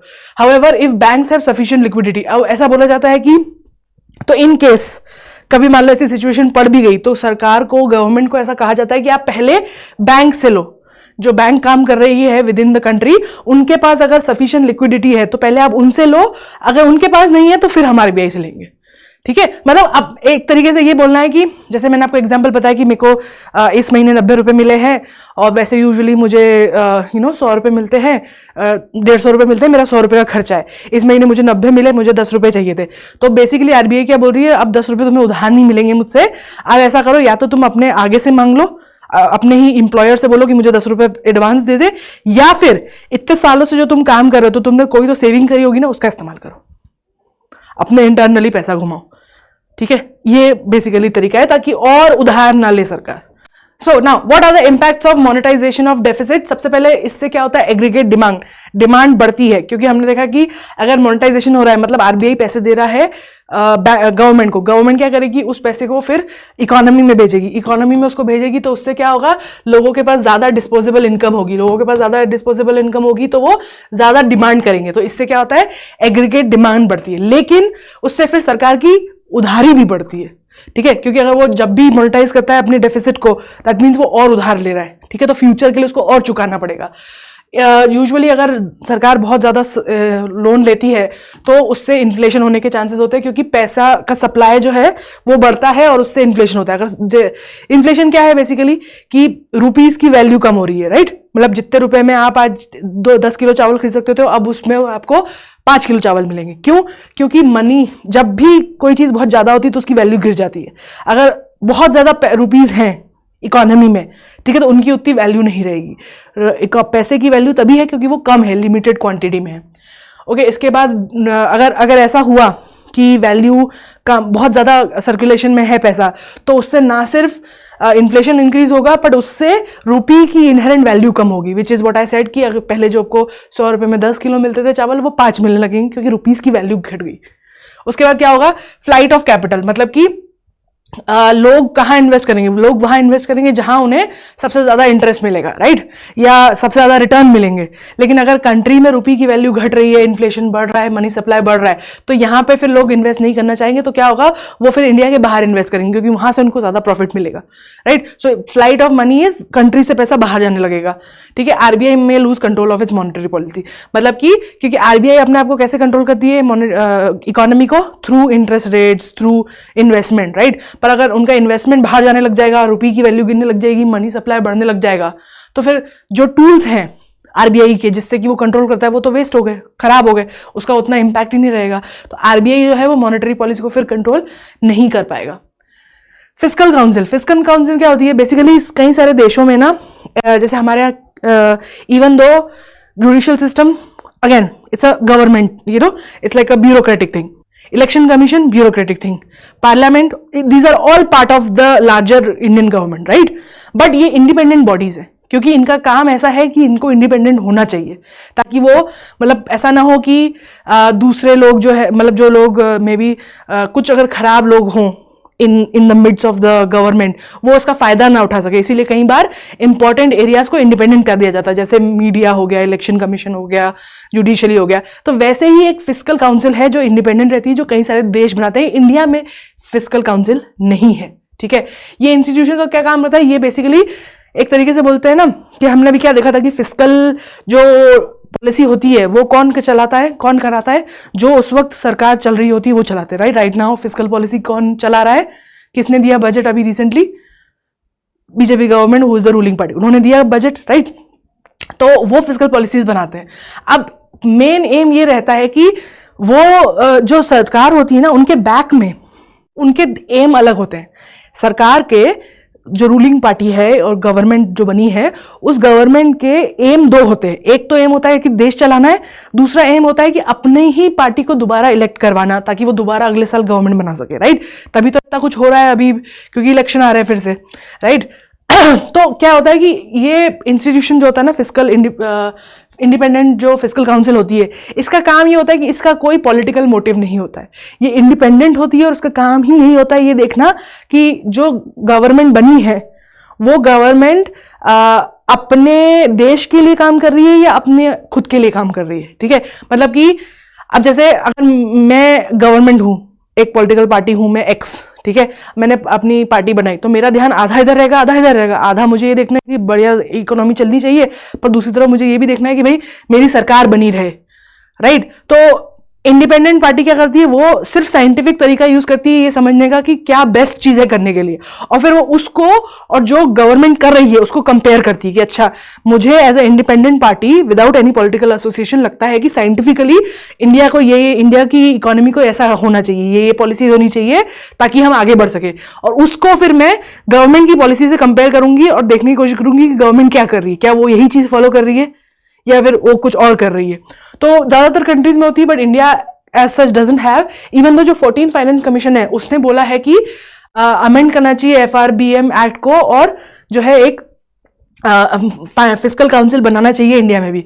तो क्या फायदा होगा अगर इंडिया में फिस्कल काउंसिल आ जाती है? तो सबसे पहले क्या होगा, बेस्ट थिंग होगी कि इट विल, है ना, बजट जो प्रिपेयर होता है ना हर साल, उसमें एक रिस्पॉन्सिबिलिटी आएगी, क्योंकि ये अब मतलब ऐसा है ना कि जैसे अब मान लो आपको मैंने कोई काम दिया है और आप उसको अकेले कर रहे हो तो आप उस पर टिल टाइम करोगे, अरे अभी कर लूंगा, कल शाम को कर लूंगा, बाद में कर लूंगा, है ना। पर अगर आपको पता है कि कोई देख रहा है, खड़ा है देखने के लिए ऐसे आपके ऊपर की काम कर रहे हो कि नहीं, तो आप फिर ज्यादा अच्छे से करोगे ना। तो एक तरीके से फिस्कल काउंसिल जो है वो गवर्नमेंट के ऊपर नजर रखती है कि वो कर रही है कि नहीं कर रही है। उससे क्या होता है कि फिस्कल काउंसिल जो है बजट के प्रपोजल को भी, आप और मैं कितना ही बजट को समझ लें, पर इतना अच्छे से पूरी बात नहीं समझ पाते, लेकिन फिस्कल बॉडी का काम ही उस बजट को चेक करना है, लाइक अ लॉयरिंग अप ऑलमोस्ट। तो क्या करती है, जो बजट प्रपोज होता है उसको ध्यान में देखती है, उसको कंपेयर करती है, उसकी उसमें ना जो निटिग्रिटीज होती है उसको ध्यान देती है, ताकि ये ना जो ऑब्जेक्टिव है बजट का, जो भी ऑब्जेक्टिव है देश के लिए, वो पूरा हो सके।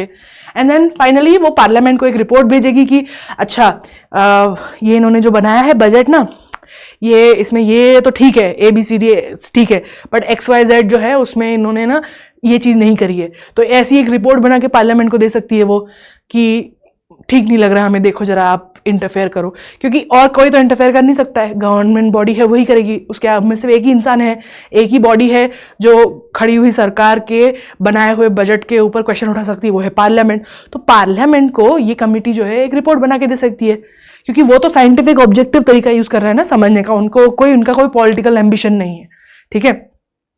तो इससे क्या होगा, और after all if there is, अगर इंडिया में एक फिस्कल कमेटी बन जाती है ना, तो पूरे दुनिया में भी हमारा जो है नाम, थोड़ा सा हमारी इमेज थोड़ी सी अच्छी हो जाएगी, क्योंकि दूसरे देशों को भी कॉन्फिडेंस आएगा ग्लोबल लेवल पर कि हाँ, इंडिया की इकोनॉमी में कई सारे चेक्स और बैलेंसेज हैं, है ना। वहां पे ऐसा नहीं है कि जो, क्योंकि आज बीजेपी की सरकार है, कल कोई और सरकार आ जाएगी तो क्या सब पॉलिसीज चेंज हो जाएगी। जैसे हमने USA में देखा था कि जब ओबामा था तब ठीक था, जब बाइडेन आया तब ठीक था, लेकिन बीच में एक साल जो 4 साल के लिए ट्रंप आया था उसने सत्यानाश कर दिया। तो इससे क्या हुआ, US की इमेज खराब होती है ना, क्योंकि अब मतलब ये है कि US में अगर डेमोक्रेट होंगे तो ठीक है, अगर रिपब्लिकन आ गए तो खराब हो जाएगा, ठीक है। तो पर अगर उन्हें पता हो कि भाई वहां पे कोई भी पॉलिटिकल पार्टी आए उससे कोई फर्क नहीं पड़ता है, हमें पता है कि वहां पे एक फिस्कल काउंसिल है जिसका काम है इकोनॉमी को देखना, तो लोगों को उस पर भरोसा होता है कि कोई भी पॉलिटिकल पार्टी है, उनकी कोई भी आइडियोलॉजी है, जो भी सरकार बने, हमें ये पता है कि कोई है जो रिस्पॉन्सिबल है, जो देख रहा है, इस तरीके का भरोसा आता है। अब इंडिया को क्यों चाहिए एक फिस्कल काउंसिल? क्योंकि एक तो पहली बात, इंडिया का फिस्कल डेफिसिट बहुत बढ़ता जा रहा है, बहुत जो उधार है, डेफिसिट मतलब जितना कमा रहे हैं अर्निंग और जितना खर्चा कर रहे हैं उनके बीच में जो गैप है वो दरादर बढ़ते जा रहा है। उसके बाद बहुत ज्यादा ना टैक्स माल एडमिनिस्ट्रेशन हो रहा है, मतलब कि टैक्स पेयर का पैसा कहाँ जा रहा है, सही जगह नहीं जा रहा है, ठीक है। उसके बाद कई सारा करप्शन और लीकेज हो रहे हैं। इवन दो आप देखोगे लास्ट ईयर तक, 2 years अगो तक गवर्नमेंट बोल रही थी कि ये ना डीमोनेटाइजेशन जो हमने किया है ये काला धन हटाने के लिए दिया है, और उसके बाद हमारे पास इतना पैसा आएगा कि हर व्यक्ति के बैंक अकाउंट में इतने पैसे आएंगे, ये वो बोला। लेकिन अब देखो, जब से लास्ट 2 साल से देखो, as the elections are coming near, you are not really hearing about black money that much, क्योंकि उतना इम्पैक्ट उसका हुआ नहीं। जितना वो लीकेज कम करना चाहते थे उतना नहीं हो पाया डिमोनेटाइजेशन, तो इसलिए वो उनके प्रोपोगेंडा में नहीं आता है। अब प्रोपोगेंडा नहीं, क्या बोलते हैं उसको, प्रोपोगेंडा, हाँ ठीक है, द थिंग जिसमें वो लोग पॉलिटिकल पार्टीज अपना एजेंडा लिखती है वो, ठीक है। तो उसके बाद अब इससे और एक और क्या होगा, तो फाइनली जो लीकेज वगैरह है, करप्शन है कंट्री में, वो कम होगा फिस्कल अगर काउंसिल होगी तो लोगों को सही नंबर पता चलेंगे। क्योंकि आज क्या होता है, देखो आज के टाइम में ऐसा है कि बजट जो बनाया गया है उसमें से वही दिखाया जाता है जो बेस्ट है दिखाने के लिए लोगों को, ठीक है। मतलब अब आप सोचो ना, अगर आप किसी को अपनी रिपोर्ट दिखा रहे हो, कोई भी आपकी हेल्थ रिपोर्ट आई है, तो और अगर वो इंश्योरेंस कंपनी है उसको आप अपनी हेल्थ रिपोर्ट दिखा रहे हो और आप देख रहे हो कि उस हेल्थ रिपोर्ट में आपकी एक रिपोर्ट अच्छी नहीं आई है, तो आप क्या करोगे, उसको डाउन प्ले करने की कोशिश करोगे ना। ऑब्वियस सी बात है, हर कोई करेगा, तो ह्यूमन नेचर है, क्योंकि यू डोंट वांट टू पे एज मच प्रीमियम, राइट। तो सिमिलरली जो है, सरकार भी जब अपना बजट दिखाती तो वो सारे नंबर क्लियरली नहीं दिखाती, क्योंकि उनका एक अदर मोटिव भी है। तो इसीलिए क्या होगा, लोगों को सही नंबर दिखेंगे, क्योंकि फिस्कल जो काउंसिल है वो उनका कोई मतलब नहीं, वो तो सबको वही बताएगी जो बताना है।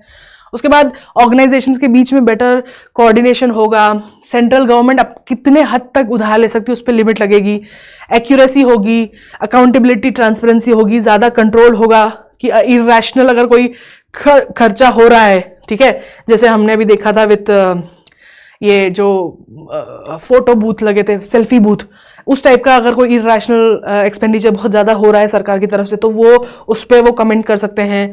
पब्लिक कॉन्फिडेंस और अवेयरनेस आ सकती है। चैलेंजेस ये रहेंगे कि इससे क्या होगा, मिनिस्ट्री और फाइनेंस का जो दबदबा है, जो कंट्रोल है, वो कम हो जाएगा। It may affect the function of executive authority of government. मतलब देखो, जब भी इंटरनेशनल पॉलिटिक्स की बात से के पॉइंट ऑफ व्यू से अगर देखें ना, एक कंट्री जितनी उसकी सरकार के पास ज्यादा पावर होता है सेंट्रल गवर्नमेंट के पास में, उतना ज्यादा आसानी से वो खराब सिचुएशन से निकल के जा सकती है, ठीक है। देख लो, कंट्री ना एक शिप की तरह होती है। अगर शिप का जो मेन पायलट है उसके कंट्रोल में है बाकी सारे लोग, उसका पूरा दबदबा है, तो वो शिप को किसी भी सिचुएशन से खराबी से निकाल लेगा। लेकिन अगर उन शिप में जो काम करने वाले लोग हैं उनके बीच में कोऑर्डिनेशन नहीं होगा, तो क्या होगा, कोई भी छोटी सी मुश्किल बड़ी हो जाती है, राइट। तो इसीलिए जनरली कई बार जब इकोनॉमिक या सोशल प्रॉब्लम्स आती है, इंटरनेशनल प्रॉब्लम्स आती है, जैसे वॉर हो गया या फिर पैंडेमिक हो गया, तो उस वक्त सरकार, सेंट्रल गवर्नमेंट का स्ट्रांग होना बहुत जरूरी है। अगर वो स्ट्रांग रहेगी तो सिचुएशन से ज्यादा अच्छे से निकल जाएगी। लेकिन हम एक फेडरल कंट्री है फॉर अ रीजन, है ना। तो उससे क्या होता है कि बेसिकली, लेकिन अगर सेंट्रल गवर्नमेंट बहुत ज्यादा स्ट्रांग हो जाए ना, तो फिर क्या होता है, फिर उसका एम बदल जाता है, समझ रहे हो, कि you have to strike a balance. Centre strong होनी चाहिए, लेकिन इतनी स्ट्रांग भी नहीं होनी चाहिए कि वो मतलब माइनॉरिटीज पे ध्यान न दे, और मतलब इंफॉर्मेशन कहीं कुछ हो रहा है पता ही ना चले उन्हें किसी को। मतलब अगर सरकार बहुत ज्यादा, जैसे अब पाकिस्तान में देख लो या फिर रशिया में देख लो, रशिया के अंदर, चाइना, रशिया भी छोड़ो, चाइना के अलग अलग एरिया में अलग अलग इश्यूज हो रहे हैं, लेकिन वहां की सरकार सेंट्रलाइज्ड है इतनी तरीके से कि वहां पे आपको पता नहीं चलेगा कि कहाँ क्या इशू हो रहा है, क्योंकि everything is controlled by the central government. पर इंडिया में जब किसी एक स्टेट में कोई कुछ होता है और उसके ऊपर लोग प्रोटेस्ट करते हैं, तो वो आपको दिखता है। क्यों? क्योंकि इंडिया फेडरल है, सेंट्रल गवर्नमेंट के पास सारा कंट्रोल नहीं है। तो ये एक बैलेंस बनाना पड़ता है बिटवीन गवर्नमेंट, सेंट्रल गवर्नमेंट को कितनी अथॉरिटी देनी है और फेडरल की तरफ कितना जाना है। और अगर एक काउंसिल ये रहेगी, फिस्कल काउंसिल, तो वो क्या करेगी, थोड़ी सी गवर्नमेंट की एग्जीक्यूटिव फंक्शन को कम कर देगी। मतलब कि हम सेंटर इतना स्ट्रांग नहीं होगा, थोड़ा सा हम सेंटर के से थोड़ा सा हम पावर छीन रहे हैं, which is good and bad depending on what the situation. अगर आपकी कंट्री की सिचुएशन बहुत खराब है, ठीक है, तो फिर you may want to not have a fiscal council, because then you will want the central government to be very strong.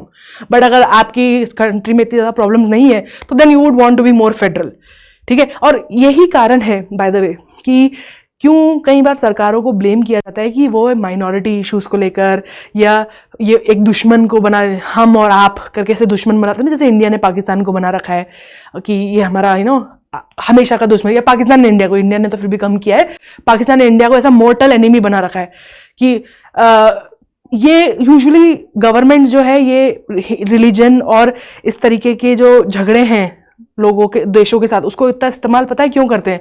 क्योंकि ये क्रिएट करना चाहते हैं एक ऐसा सिचुएशन जिसमें लोगों को लगे कि हमारी सिचुएशन जो है देश की और इस दुनिया की बहुत खराब है, और इस खराब सिचुएशन निकलने के लिए हमें एक स्ट्रॉन्ग सेंटर की जरूरत है। पर वो आपको ऐसा दिखाते हैं कि देखो कितनी प्रॉब्लम है, पर रियलिटी में उतनी प्रॉब्लम नहीं है ऐसा नहीं है, there are issues with it.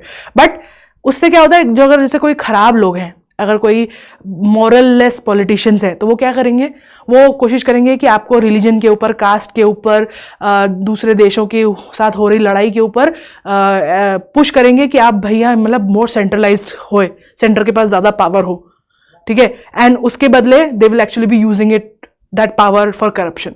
तो इसीलिए यहाँ पे इंसान, इंडियन सिटीजन का इकोनॉमिक्स पढ़ना बहुत इंपॉर्टेंट है, क्योंकि आपको पता होना चाहिए कि क्या हमें काउंसिल की ज़रूरत है, क्या हमें काउंसिल की ज़रूरत नहीं है, ठीक है, क्या हमारी जो इकोनॉमिक पॉलिसीज़ हैं वो सही चल रही है या नहीं चल रही है, इस सब के लिए ज़रूरी। इसीलिए तो इतनी बजट की हवा होती है।